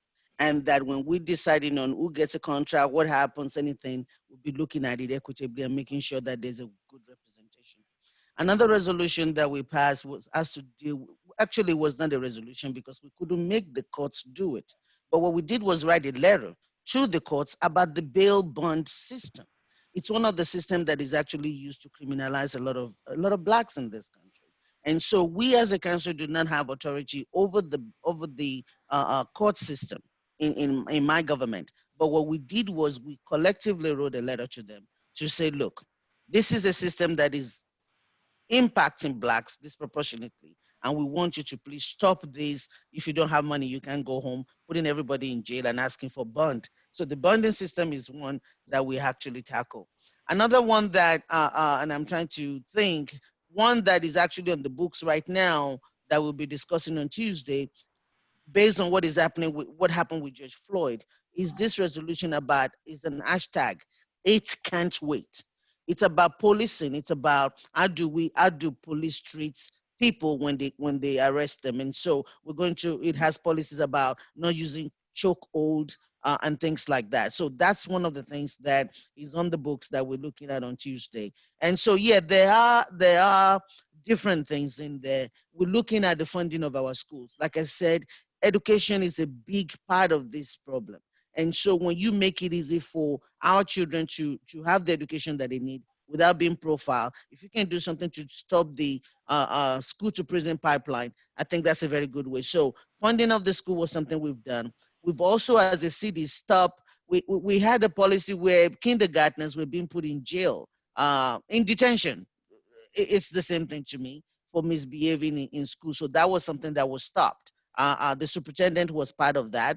And so there's so many things. And then the contracting services is one that we have a core business opportunity, the EBO. That was the council before me that actually started that work, that did all of that. But enforcing it and making sure that when we do business, we're giving business to everyone and everyone has equal opportunity is part of what we're doing. Those are some of the things. We've done a whole lot of resolution, discrimination, acknowledging and things like that. But I will say before I end up that, and I don't know where all this is going before we end, is that that's a way for us to get our power back. Our political power is very important for us to make sure that we vote and we elect people and we have people that can represent our voices in those decision making. I can tell you that sitting on that council, I'm very honored because you bring a perspective to the conversation. I'll make it very quick. Let me say this real quick because I know time. We're talking about schools. We're talking about funding of schools. And in that conversation, somebody said, oh, no, let's just let the PTO do it. Why, what about the parents? And I had to jump in and say, what are you talking about? There are schools that don't have PTO. The PTO that can raise $1 million, 100,000. The PTO, I know of a PTO, a school that my kid went to that cannot even raise $1,000. So why are you going to leave the education of our school and funding of our school to PTOs? So being in that space, being able to provide that perspective, being able to share what people are thinking and what is the fact of what's happening on the ground, it's a good thing. Census, let's be counted. It's very, very important. So there are tools that we can use, and politically is one of those, and it does make a difference, and the conversation continues. Thank you very much, Mrs. Suara. Before you go, I know we'll have our comment. Yes, thank you. I really appreciate that. Thank you. And see, I know you said if you enjoy the conversation, you still looks like you're really enjoying it, inshallah. So we'll go to, before we go to the next phase though, I know brother is my brother. For those of you who do not know, I know him personally. I don't call him Mr. Adewale. I'm just doing, because of this show now, I'm calling him Mr. Adewale. But I'm going to call my brother, whom I respect so much. Mr. Adewale, please. I'm going to ask you a quick question. You've been in this country, you came to this country in the early 80s, when things were really bad compared to when somebody like myself came. I came in almost like 2099, and I know things have changed. When you came to this country, it was like you have to stand on the streets and you have to line up as a day laborer and you have to puff out your chest and they have to pick you if your chest is wide enough, right? Compared to me, and I came, I still have to do some McDonald's job before I can get before I can get to where I am today. And the people who are coming now, they don't even have to do all that stuff. Many of them are coming with degrees in Nigeria and they're fortunately finding jobs here. Please, in your word, walk us through your experience back then and give us a perspective on what can we learn? Because you've moved from that journey when you started back then, where you have to puff your chest, to now being the best minority-owned business in the state of Illinois, perhaps in the country. Who knows? I don't even know I don't know the company's revenue, but I know it's a big company. So tell us, what comes to that perspective, sir? Well, you know, just like we did back in our days, we were standing on the shoulders of the people that came before us. And the people that came before us have paid a price. They did much tougher jobs than even we had to do. And the hope was that as we went through the system, that we will create an environment that the ones behind us would not have to endure as difficult a time as we did. Along the journey, one of the realizations that I came to understand is that you got to be in the room to make a difference. Just as Sisters Anabis in Tennessee, you got to be in the room if you want to make a difference. Not that you can't make a difference outside of the room, but you can be very impactful if you're at the table. And to get to the table, and I think I've told you this a long time ago too, we need to start with volunteering. Volunteering at organizations that are either social organizations like school boards, professional organizations, and you'll be amazed that when you start up to volunteer, people are going to notice and people are going to create opportunities for you to serve. And by creating those opportunities, you get an opportunity to be at the table. Now, when you get to the table, don't be like a lot of people who just want to be the only one in the room. My goal is every room that I get into that's been locked to us for a long time, I'm bringing the next Black person in. Because guess what? When there's more than one of you, your voice starts to resonate. People start to take notice, people start to listen. When you do it on your own, there's a great potential that people are going to want to sway you in their direction and get you off of your agenda. So it is very imperative that as we get opportunities to get in the room to make a difference, that we're pulling the next person in, that we're creating an environment where we have a much louder voice. And even in the struggles that we're having right now, we have a lot of Black mayors that are still operating under the guise of predominantly white council boards. And so it becomes even difficult for them to make the difference. But when you have the Sisters Inabs and other Black people on the council, that allows us to put our heads together to look at the interest of our community, that's to make a difference. Thank you very much, sir. For those of you who do not know, Mr. Adewale was supposed to go to church this morning, but for the benefit of our community, you decided to stay back. I really appreciate that, sir. I pray that God continue to bless you and your family. I know them very well. I love your family, and always stay in touch, sir. I don't know if Imam wants to say one quick word one word of appreciation to Mr. Adewale. I know Mrs. Suara said she's going to stay over. Imam Shambe, can we quickly unmute Imam to say one quick word of appreciation? Imam is our community leader, sir.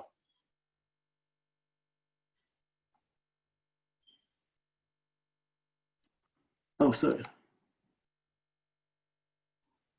I'm trying to unmute him. Okay, good. Imam. Looks like most people are trying to unmute him.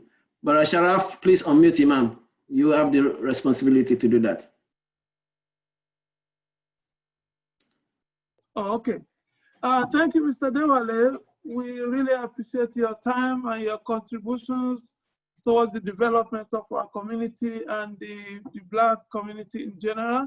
And we pray to Almighty God to reward you abundantly. Thank you very much. Amen. Thank you, sir. Thank you, sir. Thank you. Sir.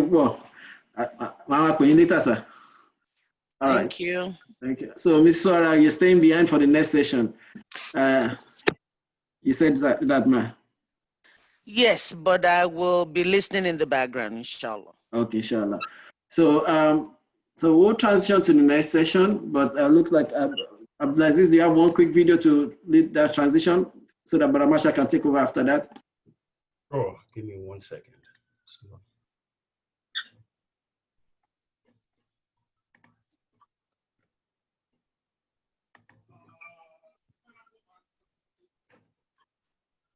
Can you all see my screen? Yes, sir. Hey, line up! Line up! Everybody line up! We're about to race. Everybody line up. Shoulder to shoulder. Take off your backpacks. Basketball, line up. We're about to race. Hey, we are racing for a $100 bill. The winner of this race will take this. It's a $100 bill. Before I say go, I'm going to make a couple statements. If those statements apply to you, I want you to take 2 steps forward. If those statements don't apply to you, I want you to stay right where you're at.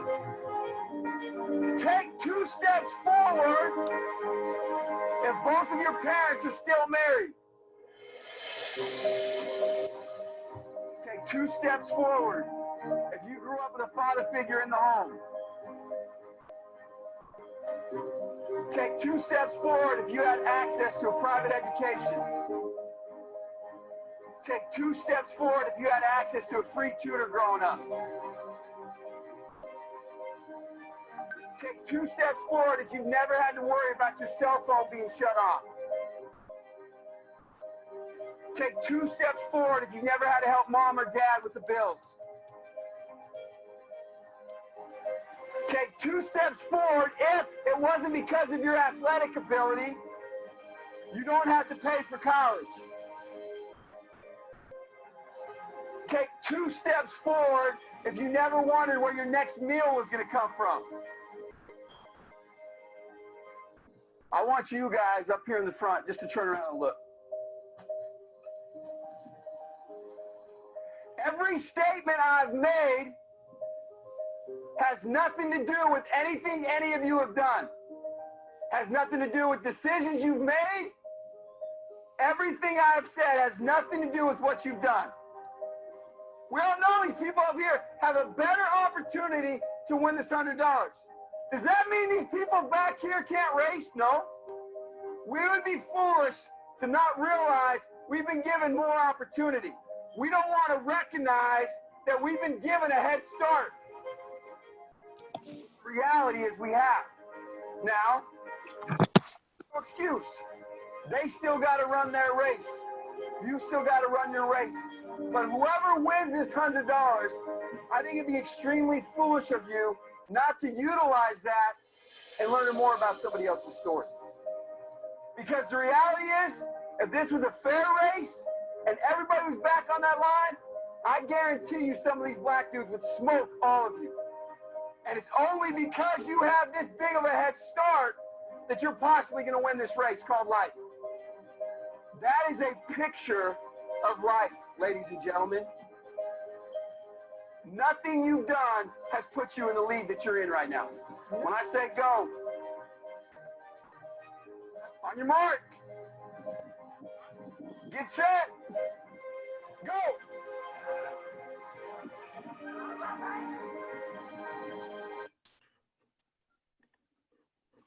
Thank you very much. Brother Aziz, you want to make a quick commentary? Yes, Jazakumullah khair. So pretty much when we talk about— Can stop sharing your screen, please. Sure. All right, Bismillah. So when we talk about privilege, right? Alhamdulillah, Alaji Masha actually touched on this as well, knowing that does race actually play any significant role in our salary or the compensation we get in the workforce? And how do you think us as an African American can potentially navigate this issue that we're currently in? Jazakumullah khair. Thank you very much. Brahmasha, the floor is yours.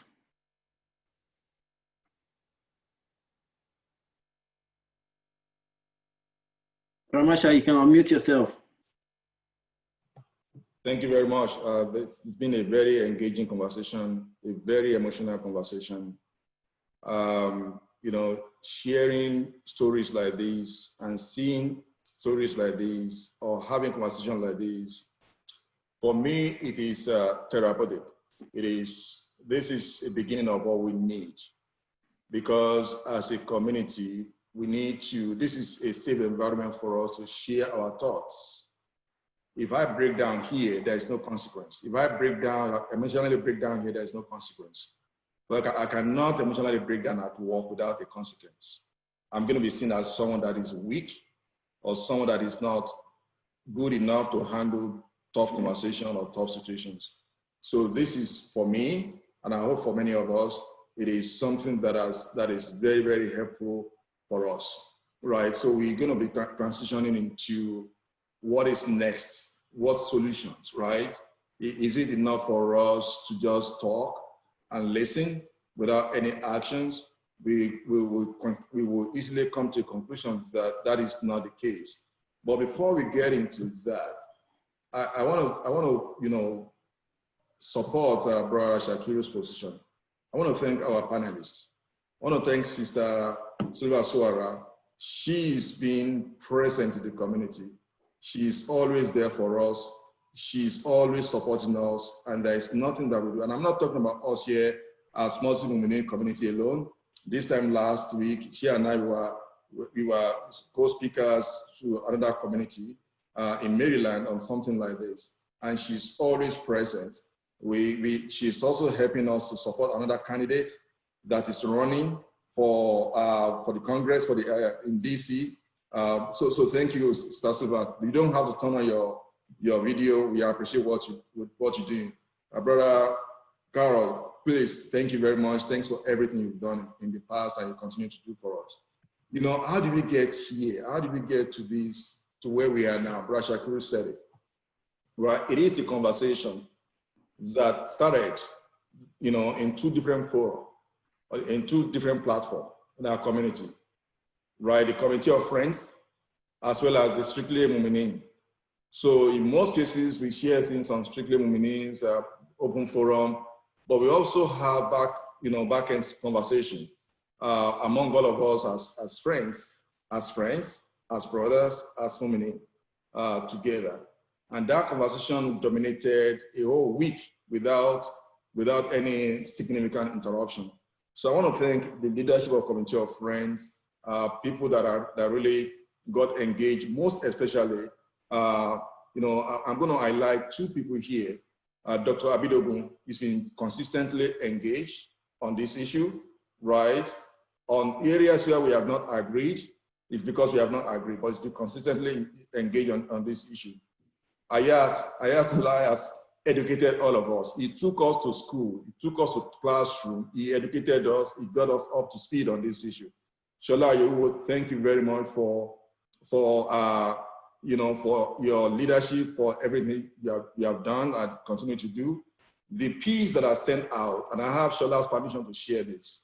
The story that I shared on Friday night, not this Friday, the upper Friday, where I quoted a youth leader, that came from Shola. That was Shola's quotation, not me. And that was something that inspired me to take action. That night, that evening, that was one of the reasons why I got motivated to say, look, we have to do something. And thanks to our community for all of that. I also want to recognize Imam's leadership here, right? So this is not a family alaka. We're supposed to be talking about having our fiqh session here. Imam approved us to say, look, fiqh is important, but we could also use this platform, use this stage, use the dates. Because of the urgency and importance of this issue, let's have a community conversation. There is no need for us to continue to delay. We should act now. There is no other time than now. Imam, thank you very much for giving us the platform to do this. I also want to talk about what Sister Nurat Alinsin has done. And what she has done, right? When we sent out the initial post on this issue, she actually wrote to the lovely sisters on this. She also wrote to the ISGH on this issue. she mobilized some other masajid on this issue. So I'm deliberately highlighting that because some people have taken action. Some of us have taken action and they deserve the credit. You know, they didn't share a post that came out. At least I got 10 parents that reach out and say, yes, I want to have that conversation with my kids, but I don't know how to start. To those parents that reach out, that private chatted me, that say, hey, I don't know where to start. I cannot have the conversation, right? Or my husband doesn't get it, or my wife doesn't get it. You don't even know where to start. Thank you for thinking about it. And thank you for doing something, right? So I'm going to recap quickly now. So what the session we are getting into now, I don't want us to do the tafsir of the issue. We've done the tafsir of the issue. We're not going to exhaust the tafsir. We don't want to start dwelling on the issue, right? Let's now focus on talking about what is our solution. What should we be doing? What are we going to be doing? Or, you know, what are we recommending? What's next from here? For those of us that are following the chart, Dr. Abidogun has asked that question, so what? So what's next, right? We're going to be talking about that shortly. But I want to quickly recap some of the things that have been provided, have been shared with us in terms of suggestions that have been put on the table. So that when we start having a conversation, we can now say, okay, hey, these are additional suggestions. We want to walk out of here in the next 45 minutes or so, talking about, okay, these are the 10 things we agreed to do, and we're going to say, okay, these are the 5 things that we're going to do, or this is what we're going to do next on this issue. Something to start. Let me start where we started again. If you have not had a conversation with your family, with your daughter, with your son, with your wife, with your husband, you are late, you are behind, please do so. If you're asking what can we do, what is next, right? If you have not had that conversation, please do so. If you had that conversation 2 months ago, right? Please have the conversation again and again and again. So this is not going to be a conversation that you're going to have one time and say, I checked the box. I already had the conversation. No. Right? No, it is a conversation that's going to be ongoing. If your son or your daughter is not living with you, is in college, or is out of town, or working somewhere else, regardless of the age,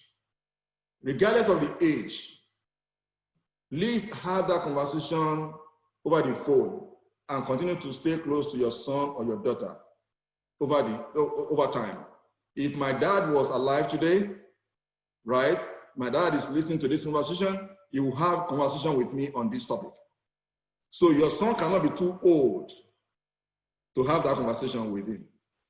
And you cannot be too old to have that conversation with your son. Remember what Anthony O.J. said earlier on.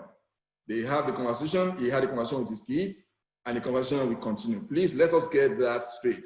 Conversation, that is number 1.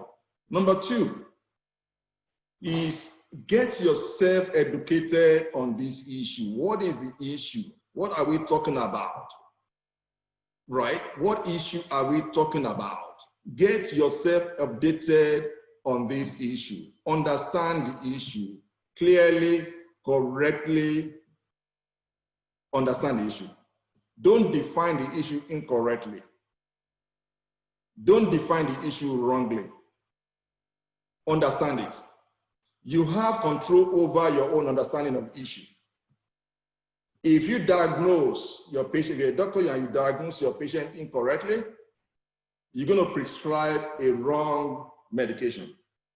If you are a lawyer and you did not understand the crime of your, you will not be successful. If you're a pharmacist, if you're an accountant, regardless of your profession, if you are an Islamic scholar, if you don't understand the question, the issue, you will use a wrong hadith, you will use a wrong surah to support what is not. So there's no boundary. Understanding the issue is something that is extremely important. You don't have to agree with the other person, right? But you should not be naive. Do not be naive. Do not be in denial. Don't pretend. Don't hide. Have a good understanding of the issue, right? So let's be clear here, especially for our youth. We are not promoting mediocrity. We are not promoting mediocrity.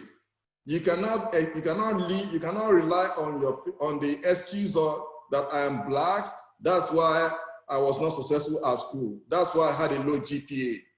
That's why I failed out.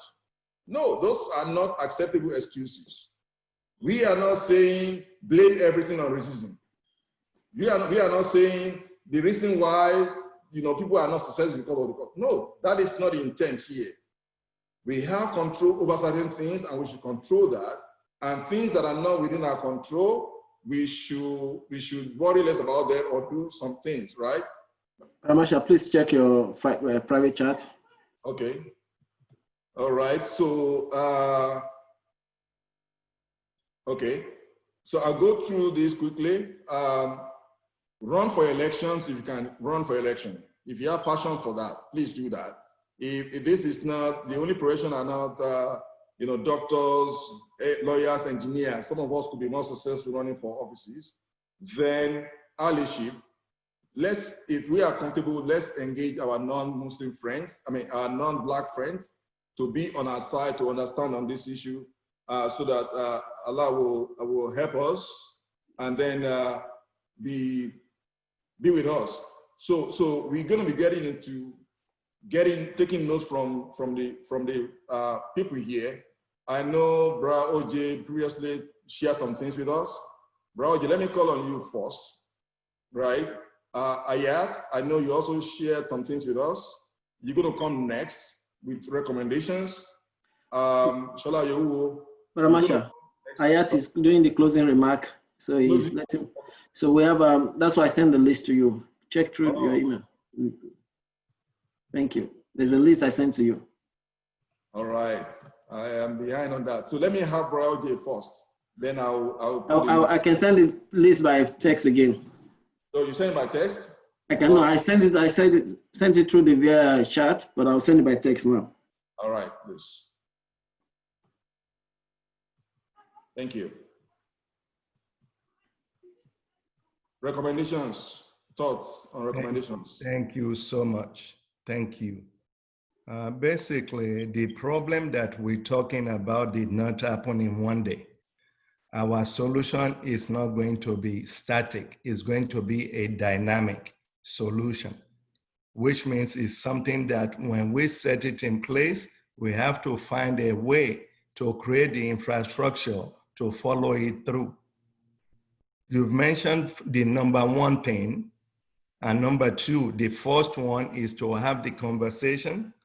The second one is to have the understanding of what are the issues and how do we define the issues. The third thing will be to create the infrastructure for it. And the first one is to have an institute within our community. Either we want to put it in an existing committee, or we want to let it have its own life, where that institute will be doing something of what we've done now, educational in the first sense. How do we continue having this conversation and to be reporting to each other the progress that we are making? That's number one in that institute. Number two is our political activism. How do we get involved with other community? How do we bring all the communities together so that we can look for the betterment of the community together? A young man said something a few minutes ago. He said, as far as diverse is our ideas and our position, our skin is still the same. With our Muslim brothers, until I put on my, Nigerian outfit, nobody knows that I'm a Nigerian. And I will tell you this, so many other of my brothers, American brothers, they've also been putting on this, outfit. Therefore, we don't look different from each other. Therefore, we need to liaise ourselves with the community more. I don't have any problem with liaising with, the Arabs as well. But our problem within the two community is different. They see me more as a black man before they see me as a black Muslim. Therefore, we need to reorientate our relationship in this community. With all this happening now, we need to reorientate our relationship. Let's build that liaison with that group. Yes, we're going to run into some people that you know you cannot stand, but you are not there because of them. Please let us look into that. And the third one, we have our new generations. And I've been saying this forever.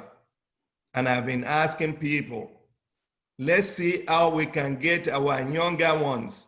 Not all of us will be engineers. Not all of us will be doctors. Some of them can be politicians. They can study political science. They can be lawyers. I've been blessed to have 3 of them in my family. I get them involved with the city politics. I'm begging one now that just finished law school to go and work for the prosecutor's office. Yes, we've raised them to believe that they should be compensated super well. Therefore, they're not ready to go and work, some little jobs. But I'm reorientating him to let him have the understanding that you will be more useful to the community that I have been. Yes, people walk into my office. What I can provide is vocational. What I can provide is defense for them. But when you get to sit in there, you can be able to see that some things, they will not get it past you. And I'm still busy doing that education. Let's encourage our young ones to really get into politics and into law. Thank you. Thank you very much, sir. Thank you, sir. Thanks for your perspective. So I'm going to call on Brother Sheikh Abdullah Oduro to give us the first his perspective on next steps. Please unmute. Yes. All right, you are free now. You can go. Thank you. Assalamu alaikum warahmatullahi wabarakatuh. Wa alaikum assalam wa rahmatullahi wa barakatuh. Okay, alhamdulillah. Just confirm that you can hear me with the return of salam. Alhamdulillah. Jazakallah khair. Sheikh Marshall, mashallah. Firstly, I thank Allah subhanahu wa ta'ala and thank all of you for allowing me to come here and to contribute in this education, reminding myself of my responsibility and also reminding all of you, mashallah, my elders, that I've learned from throughout the years of being, someone that was not Muslim and then came into Islam and being welcomed, from meeting Sheikh Abdul Ghafoor and Sheikh Abdul Rahman a long time ago in the late 90s and to the coming of the masjid, mashallah, and then meeting all of the beautiful community members that have been instrumental in my life. And I just want to, to say, what has happened before, George Floyd, and, George Floyd is kind of a wake-up call for a lot of us. From Sandra Bland and Corey Jones and Tatiana with this, police brutality, what has taken place of what some may term as systematic racism. As Marshall mentioned, Sheikh Marshall mentioned that we don't want to, we've talked about the problems, and we talked about the sicknesses, and seeing a lot of the symptoms of the sickness. And I think that's where we fall victim to,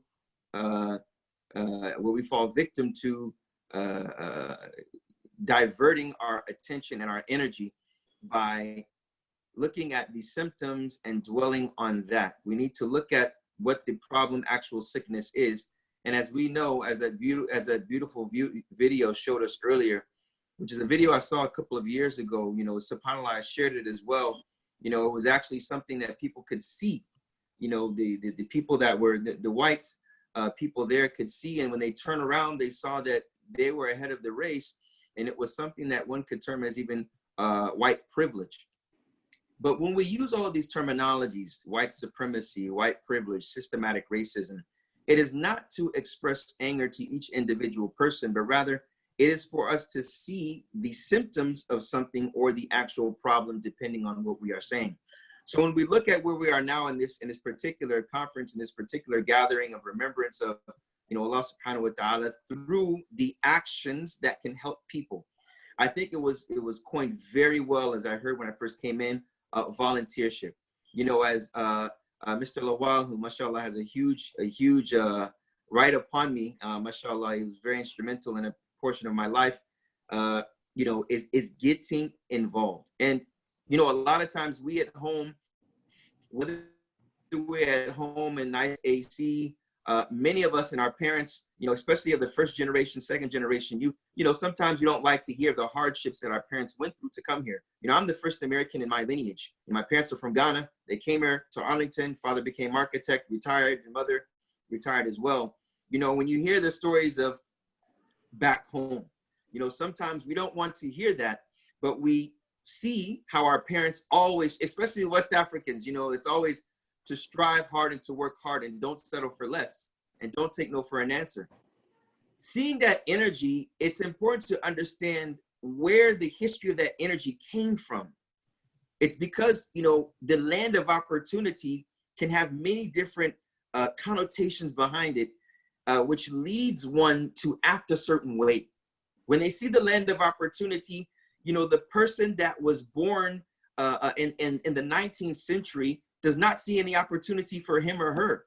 The person that was the son or grandson of slaves sees that word opportunity and is looking around and saying, where's the opportunity? Because I'm at the end of the race.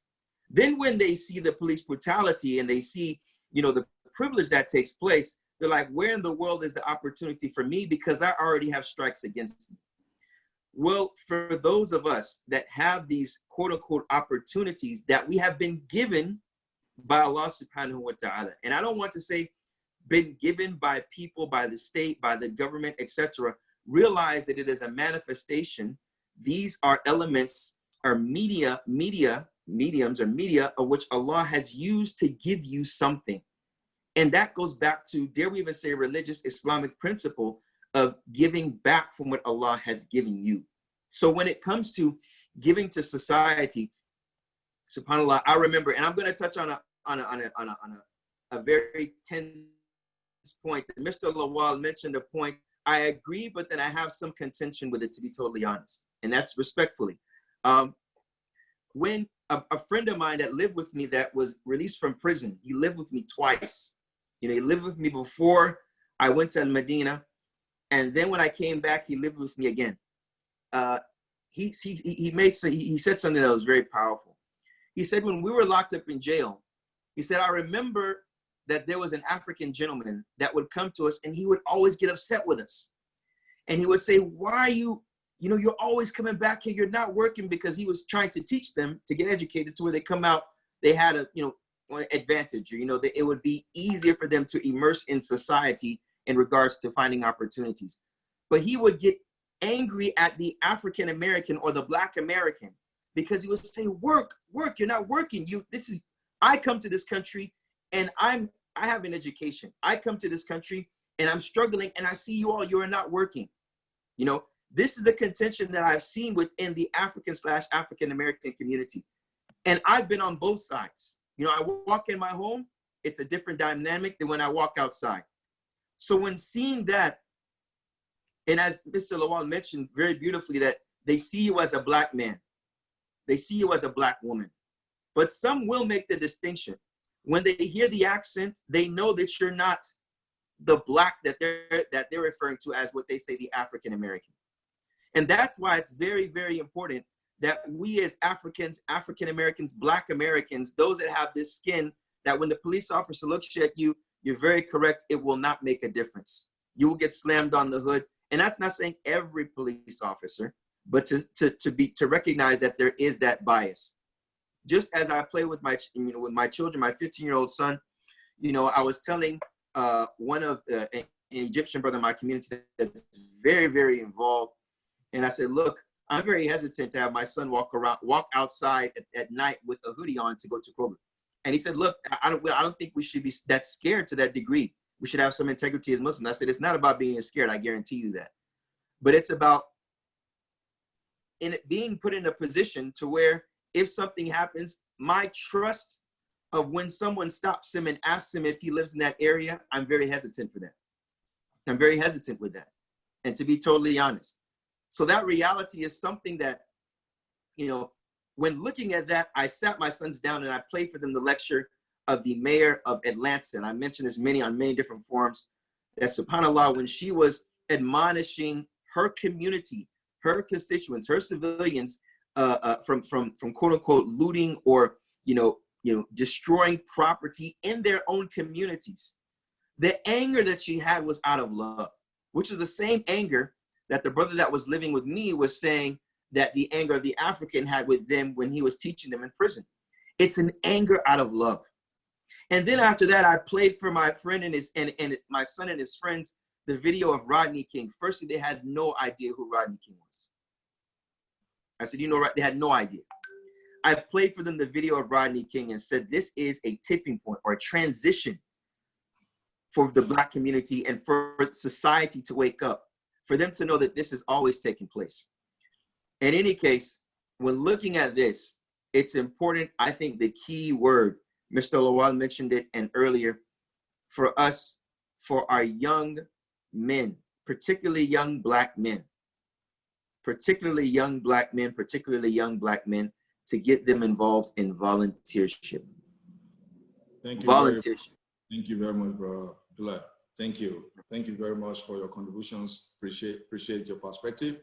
Very thoughtful. And I've listened to I've watched the video of the mayor of Atlanta. She had another one last night again. So she is someone that will benefit from, as a public leader, a public service, as a public servant, she was someone that will benefit from some perspective. Thank you very much.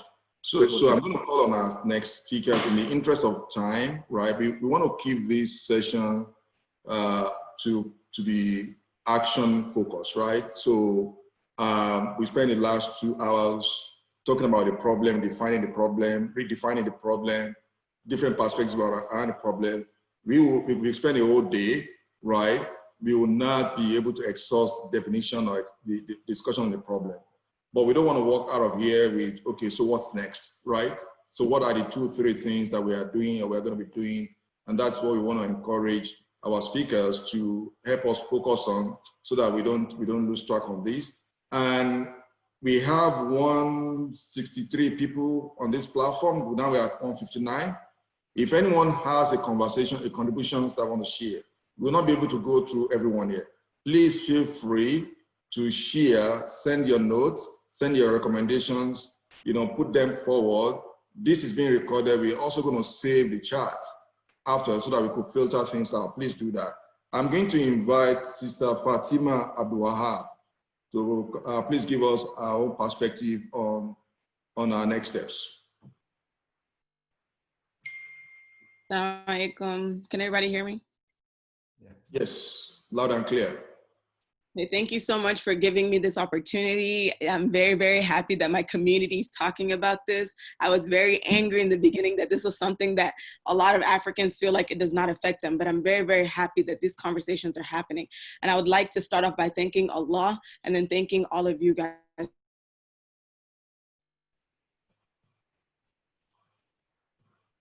I decided to make a note of everything I wanted to say earlier in advance so I don't waste time. The first thing I wanted to advise everyone and admonish everyone, my internet connection is a bit unstable, so if you can't hear me, just give it a minute, it'll reconnect, inshallah. I'm not sure why it does that. But the first thing I wanted to advise and admonish everyone is to ensure that we're not forgetting Allah. The most important thing is that we remember Allah and we're making dua to Allah. It is only Allah that can remove us from this situation. Allah is the only one who sees and knows everything that's going on. Allah is the most just and Allah will be able to help us in our times of need. So we have to always ensure that with everything we're doing, action, action, action, but we also should never ever forget that Allah is there and we need to be making dua for ourselves and our brothers and sisters every single day. And the first thing the next thing that I thought was an actionable item was education. Everyone has been talking about it. It's very, very important for us to understand what is going on. We live in this community. We're not going back. A lot of us are not going back to Nigeria. This is our community. This is our country now. Very, very important for us to understand the history of what happened in this country. Most of us that grew up here and went to school here as the younger generation, we know, we learned most of this or some of this in school. Some of us that did not go to school here, it's very important for us to watch those Netflix series. There's a lot. I can give recommendations. There's the 13th. There's so many documentaries, books to read, that if you cannot read, let's say you don't have time to read books, there's podcasts to listen to. There's documentary. You can have a movie night with your children. Watch the 13th. Some of these, When They See Us. There's a lot. Even Malcolm X. Watch his autobiography, Who Killed Malcolm X. Those Netflix series and docuseries is very, very important for us to watch it with our children so they can also be educated. And that comes to my second point. Also make sure you're educating your children also. The next point I wanted to bring was to make sure we're having these conversations. Everyone's been talking about having these conversations. Your children know what's going on and they're looking at you that my parents are not even talking about this. That means my parents don't even care. Very, very important for us to have these conversations with our children and to understand their state of mind. Some children are very, very angry. I know someone who said that they're they're around my age though, not that young, but they're very, very angry and they feel like they are angry to the point where they feel like they can hurt some people. And when someone comes with that kind of mentality, it's very, very important for us to make sure we are talking to these kids and they know that it's not their job to go around and kill anyone. Yes, we're angry, but they need to diffuse that anger and they need to understand the right actions to take and to know that killing or harming other people is not going to change anything, but this is how we're going to change. So educating ourselves, educating our children, and also bringing those conversations to the table. It's going to be hard, but it's very, very important to just let them vent to you, allow them to talk to you and tell them what is on their mind. Ask for their perspective on this. Ask them to educate you. Ask if they know more than you, let your children educate you. This is something that is very, very important. We have to humble ourselves even to our children to allow them to educate us. The next action point I want to talk about is, as parents, we have to ensure we are following up with our children what they're learning. This is both in Quran school and Western education. When your children come home from school, you should ask them, what did you learn in school today? You should ask them when they come from Quran class, what is your Quran, especially for our children that are not learning, maybe their Quran education is not even with someone who's a Black teacher.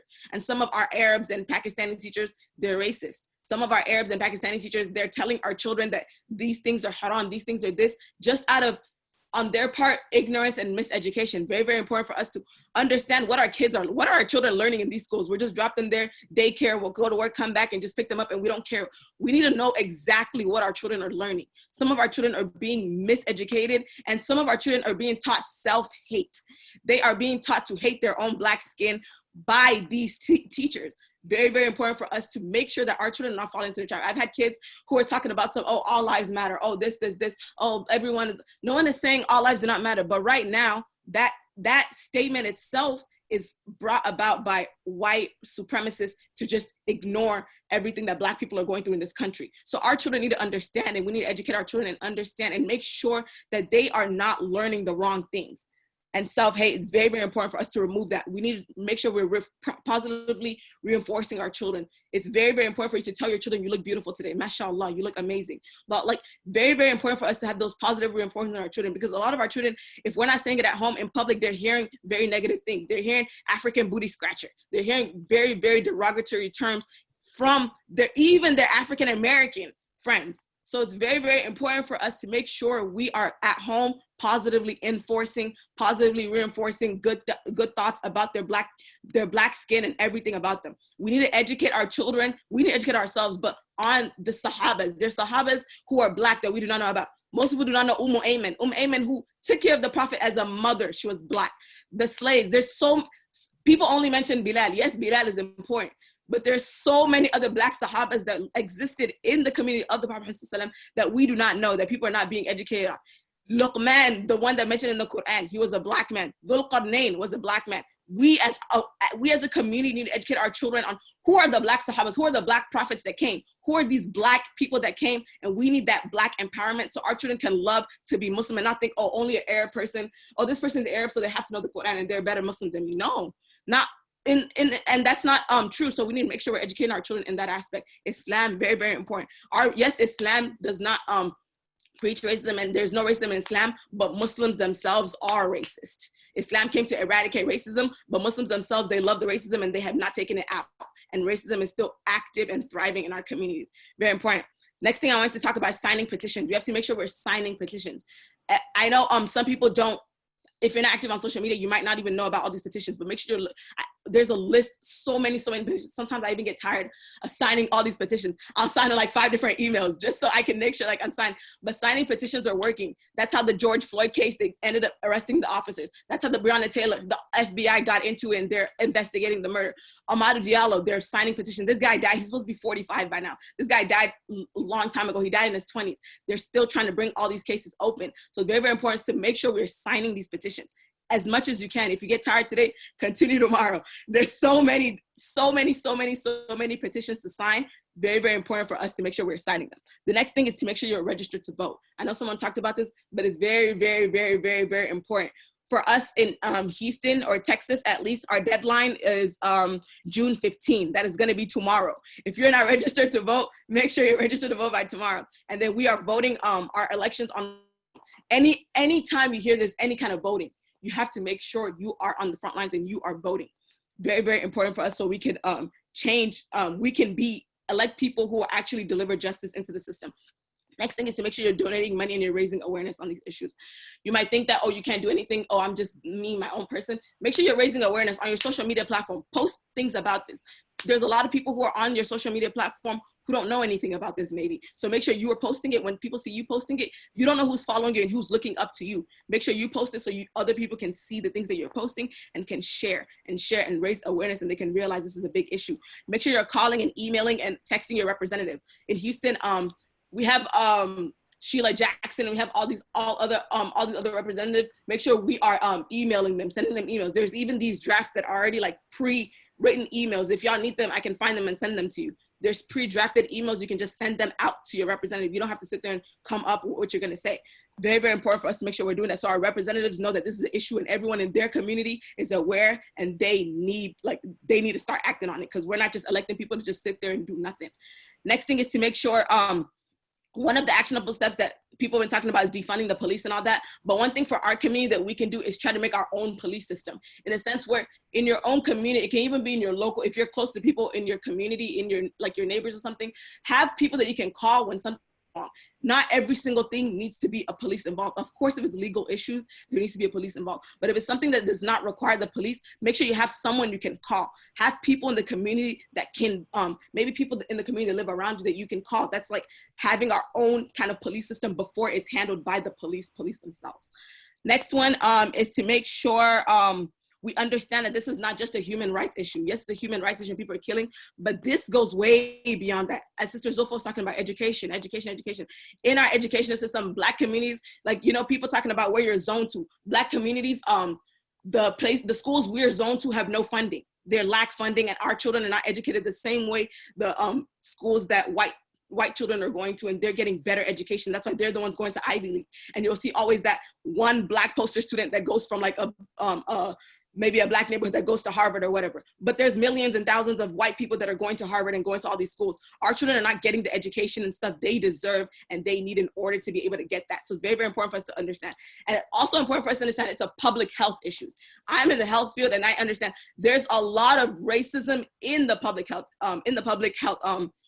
sector. And one issue I was going to talk about was there has been studies, and this has been going on for a long time, but Black mothers are 4 times more likely to die while giving birth to their children than their counterpart white mothers. So we need to understand, this is not just something, police killing. This is something that has to do with every single system, and we need to make sure we are educated on these issues, and we know that Black people are disproportionately being killed in every single aspect. And the health, pain medications.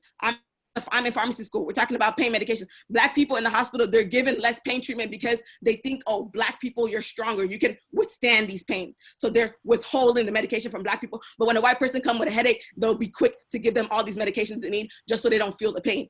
Very, very important for us to understand this is not just a human rights issue. This is every single issue, and we need to be educated first, educate our children, educate everyone around us, and we need to not let the conversation die.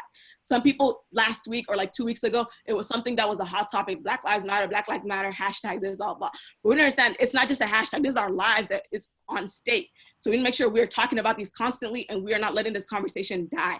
No matter how long we have to keep talking about it till there's change, we have to make sure we keep talking about it.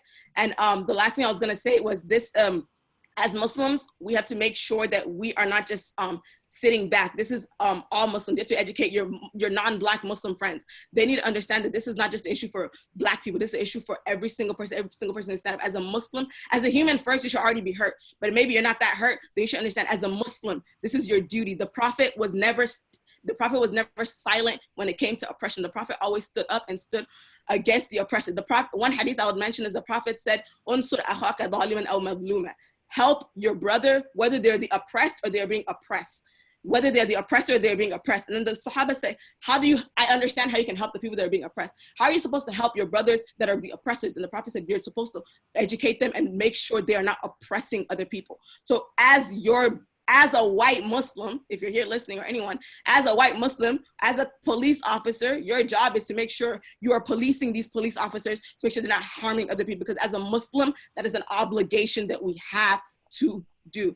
Thank you so much. I know I talk a lot and I try to talk fast so I don't waste any time, but I love y'all for the sake of Allah, and it makes me very, very, very, very happy that my own community is talking about this, because there are a lot of other communities that are very, very silent. A lot of African communities are not talking. They're like, oh, those are the Black people. Those are the Black people. We're not like them. But no, we are like them, because as everyone has said, when a police officer sees you, they don't even hear your African accent, whatever. They see you, you're Black, you're a target, you're a danger, kill, kill, kill. That's it. So very, very important for us. Thank you very much. That was powerful. That was powerfully delivered. That was very engaging. Thank you very much. Fatima, that was brilliant. That was fully packed. You know, I was writing, and when I wrote one page, and I stopped writing because I wanted to follow what you explained, what you're discussing, right? This very good, very, you know, you're gonna do something for me. I know that I missed a lot of things on my notes. I know we are recording this, but please help us summarize that. We wanna have this in writing. We wanna have this in writing and share this. A lot of people already pinged me, say, hey, can we have this? Can we have this? Can we have this? So let's focus on that. I am going to invite Brother Mustafa Carroll to give us his thoughts, his perspective, his recommendations, suggestions on point. You know, we don't need to do the tafsir again. We want to talk about solutions. Brother Carroll, maybe he left, or mute him if he's not still, I think he's still here. Sister Suara, if you are on, you can get started. Sister Suara. Assalamu alaikum. Can you hear me? Loud and clear, please. All yours. Mashallah, Fatima did an incredible job, and she hit on most of the points, all of them. Great job. I have some things in the chat box about advice specific to talking to our kids. Once that is shared, because I think it's important to be able to know how to talk to them and to be able to make that talk very effective, inshallah. But as another action point that I wanted, I think I put it in the chat, but I wanted to highlight, we talk about volunteer, but I wanted to say that let us also know we can volunteer with the government. You can serve on committees, boards, and councils in your city. These are places where decisions are being made. You volunteer at the discretion of the council or the mayor, but if you put your name forward, that's a way to be there where decisions are making. And I think that most of these things that we're seeing, policy change is where we're going to have a big impact. And so having a lot of people on those boards, on those commissions, people running for office would be a great place to start. And it's a thing that we all can do. There's boards for doctor, boards for engineer, boards for teachers. You don't have to be a police eye. Whatever you have to offer, you can bring that knowledge to serve your community that way. And that's a very good one. And last but not least, I want to say that we need to show up. We have to see this as a problem, but we need to participate. We need to empower Black organizations, and we need to do business with the Black community. And when there's anything going on, we need to show up, we need to be a part of it, and we have to know that this is our issue as well. Jazakumullah khair. Welcome. Thank you very much. Do we have Brother Mustafa Karo? Yes. Yes. Assalamu alaikum. Sorry, I had my thing muted, but wow, I was so impressed by what everyone had said, especially Sister Fatima. She had so many things I needed to write it down. So alhamdulillah, may Allah bless her and bless you all, because this has been just a breath of fresh air. And by the way, you are African Americans, by the way, we definitely embrace everyone on this forum.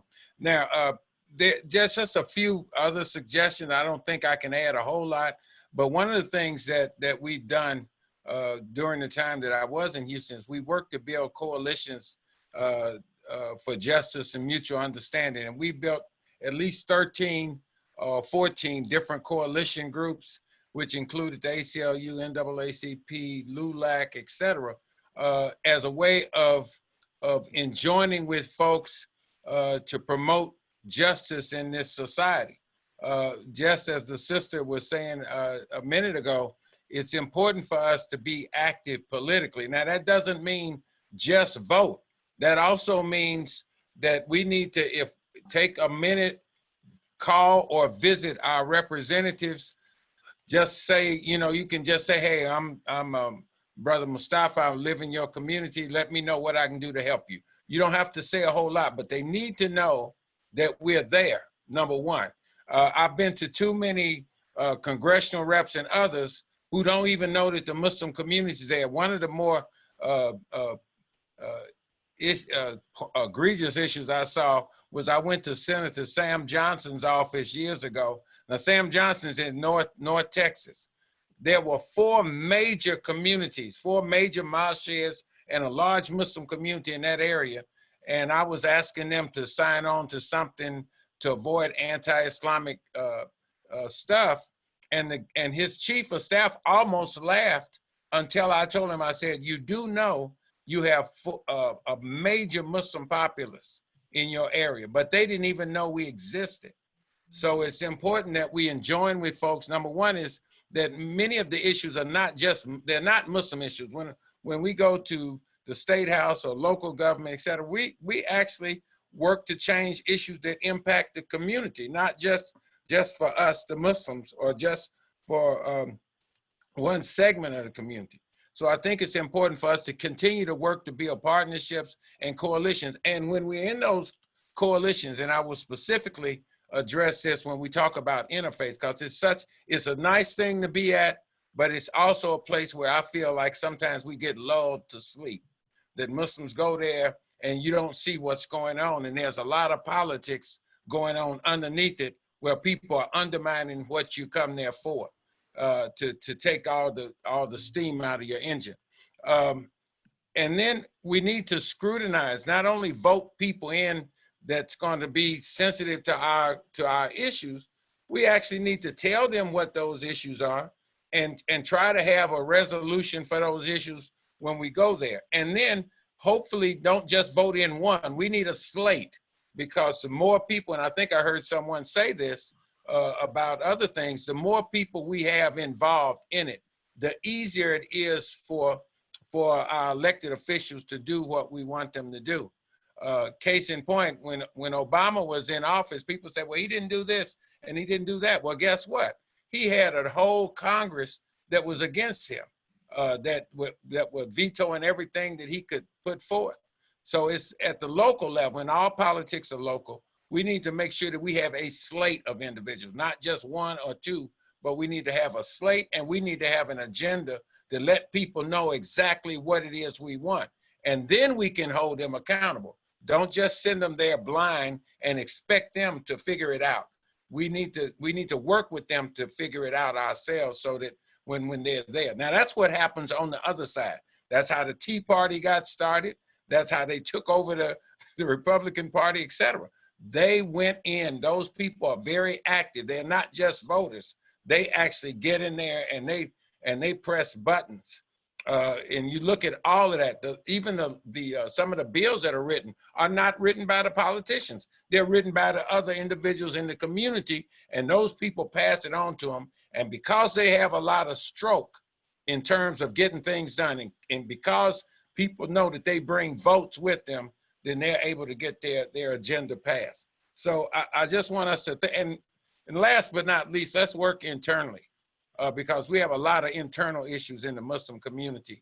And I think that's been said already, but I'm going to re-emphasize that we do have racism in the Muslim community, and we need to get our house in order before we can go out here and fight other battles. If we have people who have these racist tendencies or feelings, then we need to work harder to eliminate that within our group. We know it's no racism in Islam. I've been told that more than once. You know, we know about the Prophet's last sermon, but we're not talking about that. We're talking about the individual Muslims in our community who have racist tendencies or who express racism. We know that exists, and we need to fix that, and that'll make us a stronger community, inshallah. Thank you very much, Brother Mustafa Karo, for your thoughts and suggestions or recommendations on next step. That's very, very good, very helpful. We have 3 minutes to finish this session, and I'm going to transition back to channel 1 or channel 2. But before we do that, right, I want us to do something quickly here. Some people have suggested that we should protest or not. So if you think, we're not going to talk about it, but if you think we should protest, as our community should protest, you know, peacefully, please just indicate, just raise your hand, informally, just raise your hand. So we're not going to raise your hand using the appropriate tool. We're not going to have a conversation about that here. And we just move on. So I'm going to, any other comments? I have 2 minutes to go. Brother Masha, please check your text message, the last one I sent. Okay. So while you're checking on that, I would love all these, our moderators, to really address that this should not be our last meeting on this topic. Yeah, we're going to talk about that quickly. And if it's not going to be, please guide us with our leadership, Imam and the executive, to see how we can have this entity that we have started today, realizing that we have more than our own members on this panel today. How can we involve them? Because if somebody can sit for 2 hours, 2.5 hours, that person needs to be carried along in the next step of what we want to do. And how can we do it so we can have an effective outcome for the future? Thank you. That's my 2 cents. Thank you very much, sir. You're going to be part of the solution. We're going to be working together and working for you on this. Fatima, we are going to be working hard for you, right? We're going to be working hard for you. Please put me on your payroll and I'll pay myself to work hard for you. That's the future. You're going to tell us, you tell us what you want us to do, we'll follow you. I want to call back Brother Oduro, right? Since we now have additional minutes. Brother Oduro, are you still here? I have a question for you and I want you to tell us, are you here, Brother Oduro? Please. Yes. Okay, I'm sorry, he has left. Yes, left. So I was going to ask him to talk about protests. Some people are saying, can I please add? Sorry? Sorry to interrupt, but can I please add something? Sister Fatima mentioned something very important about PTOs. I think it's very, very important, even if you're not going to be able to attend those PTOs because of school or work or whatever we have going on, please make sure that your email is, that you get emailed what goes on in those PTOs. It's so, so important. What goes on in those PTOs, you would never believe. Decisions get decided, very, very important decisions happen. All these things, we're talking about stay-home moms, the losers of our community, mashallah. These are the people who are not paid, who get to go to do these volunteer jobs, being PTO. There's also lots of people who review textbooks. These people decide whether or not you include Black history in your textbook, in your kids' local textbooks. These are unpaid positions. These is that exactly what Sister Suara was talking about. These positions within your local government that determine whether or not your child hates themselves, whether or not your child learns about themselves in public schools. So even if you're not part of your school's PTO, you don't have time, please make sure you're at least on the mailing list, that you see what's going on in their schools, and you're able to directly be an influence. And also, there are also other many local offices, both paid and unpaid, that get to determine how we live as Muslims Americans in this country. The tax collector, in where we just came from, in Orlando, Florida, he personally hates Muslims, so he increases the taxes for Muslim Americans in that area, in his jurisprudence. So there's so many local positions, both paid and unpaid. A lot of the work is done by unpaid mothers or people who don't have to work to earn the primary income. That makes a huge advantage in your child's life and in your child's school. So even if you cannot participate, please make sure you're on the mailing list, and so you have a sense of what's going on. Thank you. Thank you very much. So in summary for this session, our next step is to document. We're going to put together like a communique of everything that we suggested from different people here, coming from Sister Suara, coming from Sister Fatima, Brother Carol, and Dr. Abidogun also shared his thoughts earlier on. We're going to put together the actions, suggested action items from this conversation we had today, right? So we're going to share that with the community at large. Everyone will see that. Then our leadership will also tell us the next steps that we're going to be taking. But what we don't need our leaders to tell us to do, they are very clear. You don't need a leader to tell you, get educated on this issue. You don't need permission of Imam or the administrative coordinator of Rashakir to talk to your family about this. You don't need other people's permission to school yourself, right, and get up to speed on what is within your control. Those things, they are not going to be actions that will be taken by the community. They are your own action you'll be responsible for and taking on your own. But we're still going to list all those. But actions that will be taken by the community, like creating an institute, right? Protesting. You can protest if your name is Spanja Suleiman, you go to downtown, you protest, but don't put Muslim Muni there. But if Muslim Muni is going to protest, we're going to decide that as a community on our own, whether we're going to protest on our own or join others in protesting. That is something that we have to discuss together. But within the next, I'll say 1 week at the latest, the community leadership will come back to us with clear path forward based on the collections of information and recommendations and suggestions that we have all put together today. Thank you very, very much. And may Allah be with us, be with our family. Brother Shakir, before we get into the session, Imam has requested about 2 or 3. Okay, so we're going to accommodate that. But before we go into that, thank you, Brother Masha. First of all, I want to say thank you for jumping in at the moment's notice. And even though you were not fully aware of the program, but you improvised, and it was great improvisation. Thank you very much. Thank you very much. Jazakallah khair. So the last part of this conversation is the closing remark for this conversation. And to do that will be Ayat. And many of us and many men know who Ayat is. He's a deep thinker.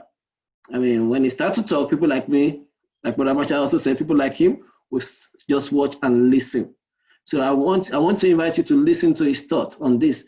And also, as soon as he finished talking, we know one of our fathers in this community needs prayer.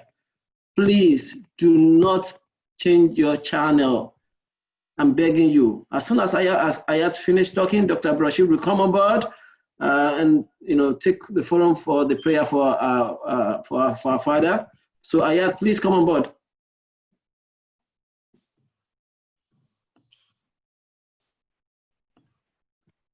Ayat, do we need to unmute you? Oh, Perfect. Can you guys hear me now? yes, we can. Assalamu alaikum wa rahmatullahi wa barakatuh.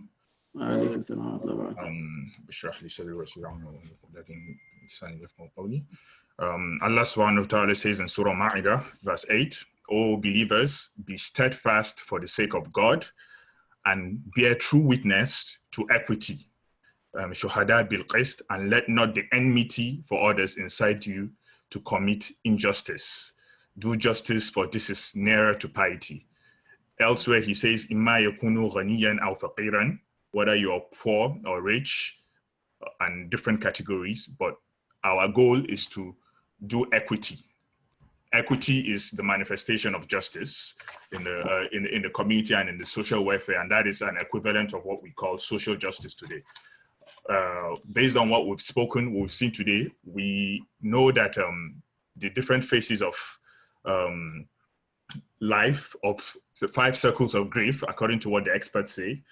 The first phase is denial, second phase is anger, the third phase is bargaining, and the fourth phase is depression, before the last phase, acceptance. We clearly see that in this phase today, I mean, after 50 years of the civil rights era, we've played into the denial phase for a very long time, and we're seeing the manifestation of anger in public. And this is where our role as a Nigerian community comes to play, and especially as a Nigerian Muslim community, to set the path rolling for being Muslims, firstly, and then a melanin-dominated community. So we're saying today, and with privilege, we have been able to have an ad hoc committee of conscious individuals, for which we can label the group the Conscious Movement of Mu'minin, that can hopefully steer us towards the path of accommodating activists, intellectuals, writers, and different stakeholders that can channel their individual efforts towards tackling the problem of systemic racism in the community without absolving individual responsibility from individuals of the community and, of course, Americans in total. What we're requesting and what we're seeing is that we receive a level of support for the sake of our children in the future, Nigerians who are going to be Americans and not just Nigerians, and also for the betterment of the image of our community.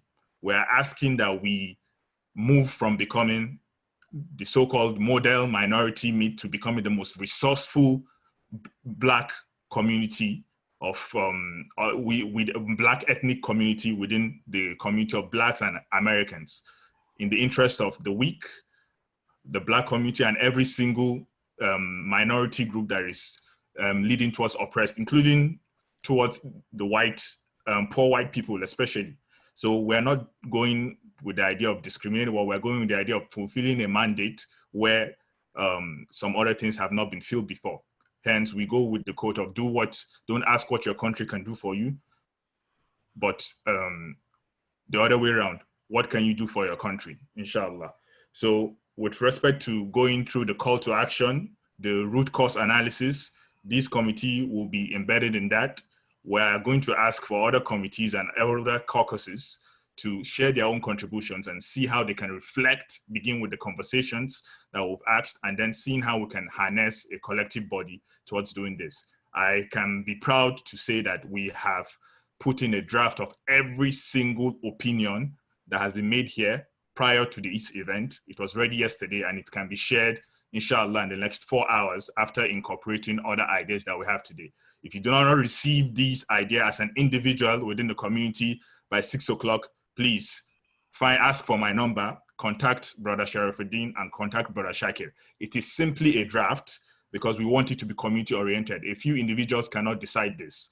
A few individuals cannot be leaders of the community to tackle the problems of the society. This is what we're asking from every one of us.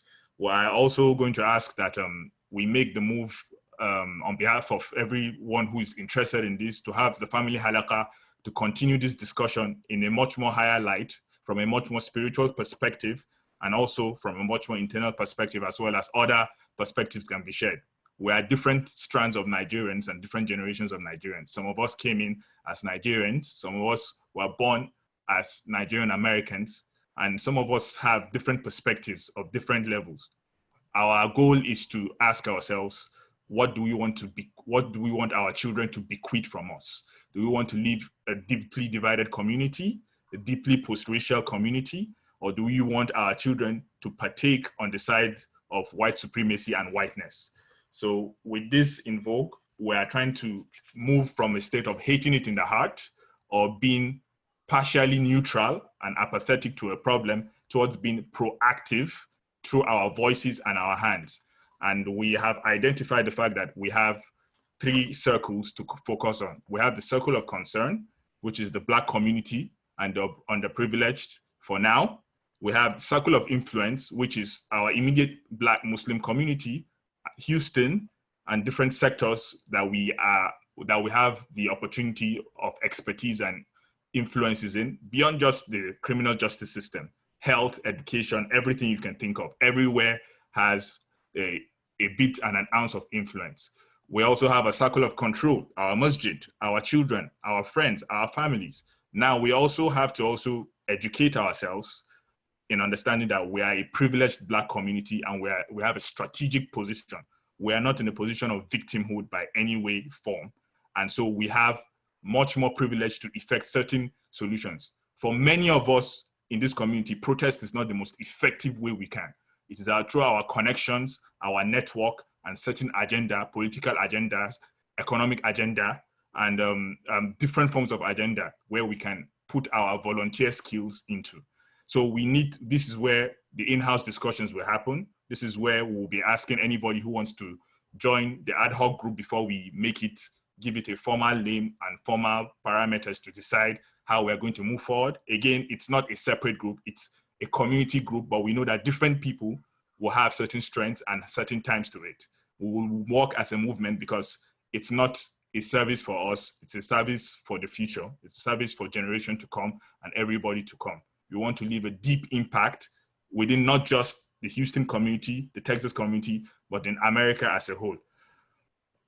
Lastly, we also are going to point out to the fact that it's not just going to be focused on Black issues, but we have issues that impact our own Muslim body also, and that's how we're calling it a community consciousness initiative. We're moving from being mu'minin to hopefully having muhsinin, people of excellence among us. So areas of politics, ideology, social ideologies that are affecting even Black community, Black masculinity, and so many other issues have to be discussed on the long run. This is the spirit in which this movement can move forward, and we ask everybody to show a level of interest, a level of curiosity to what they don't know, and ask questions so that we can become the researchers on your behalf, we can become your servants on your behalf, and be ready to let your children to do the work that you will not be able to do.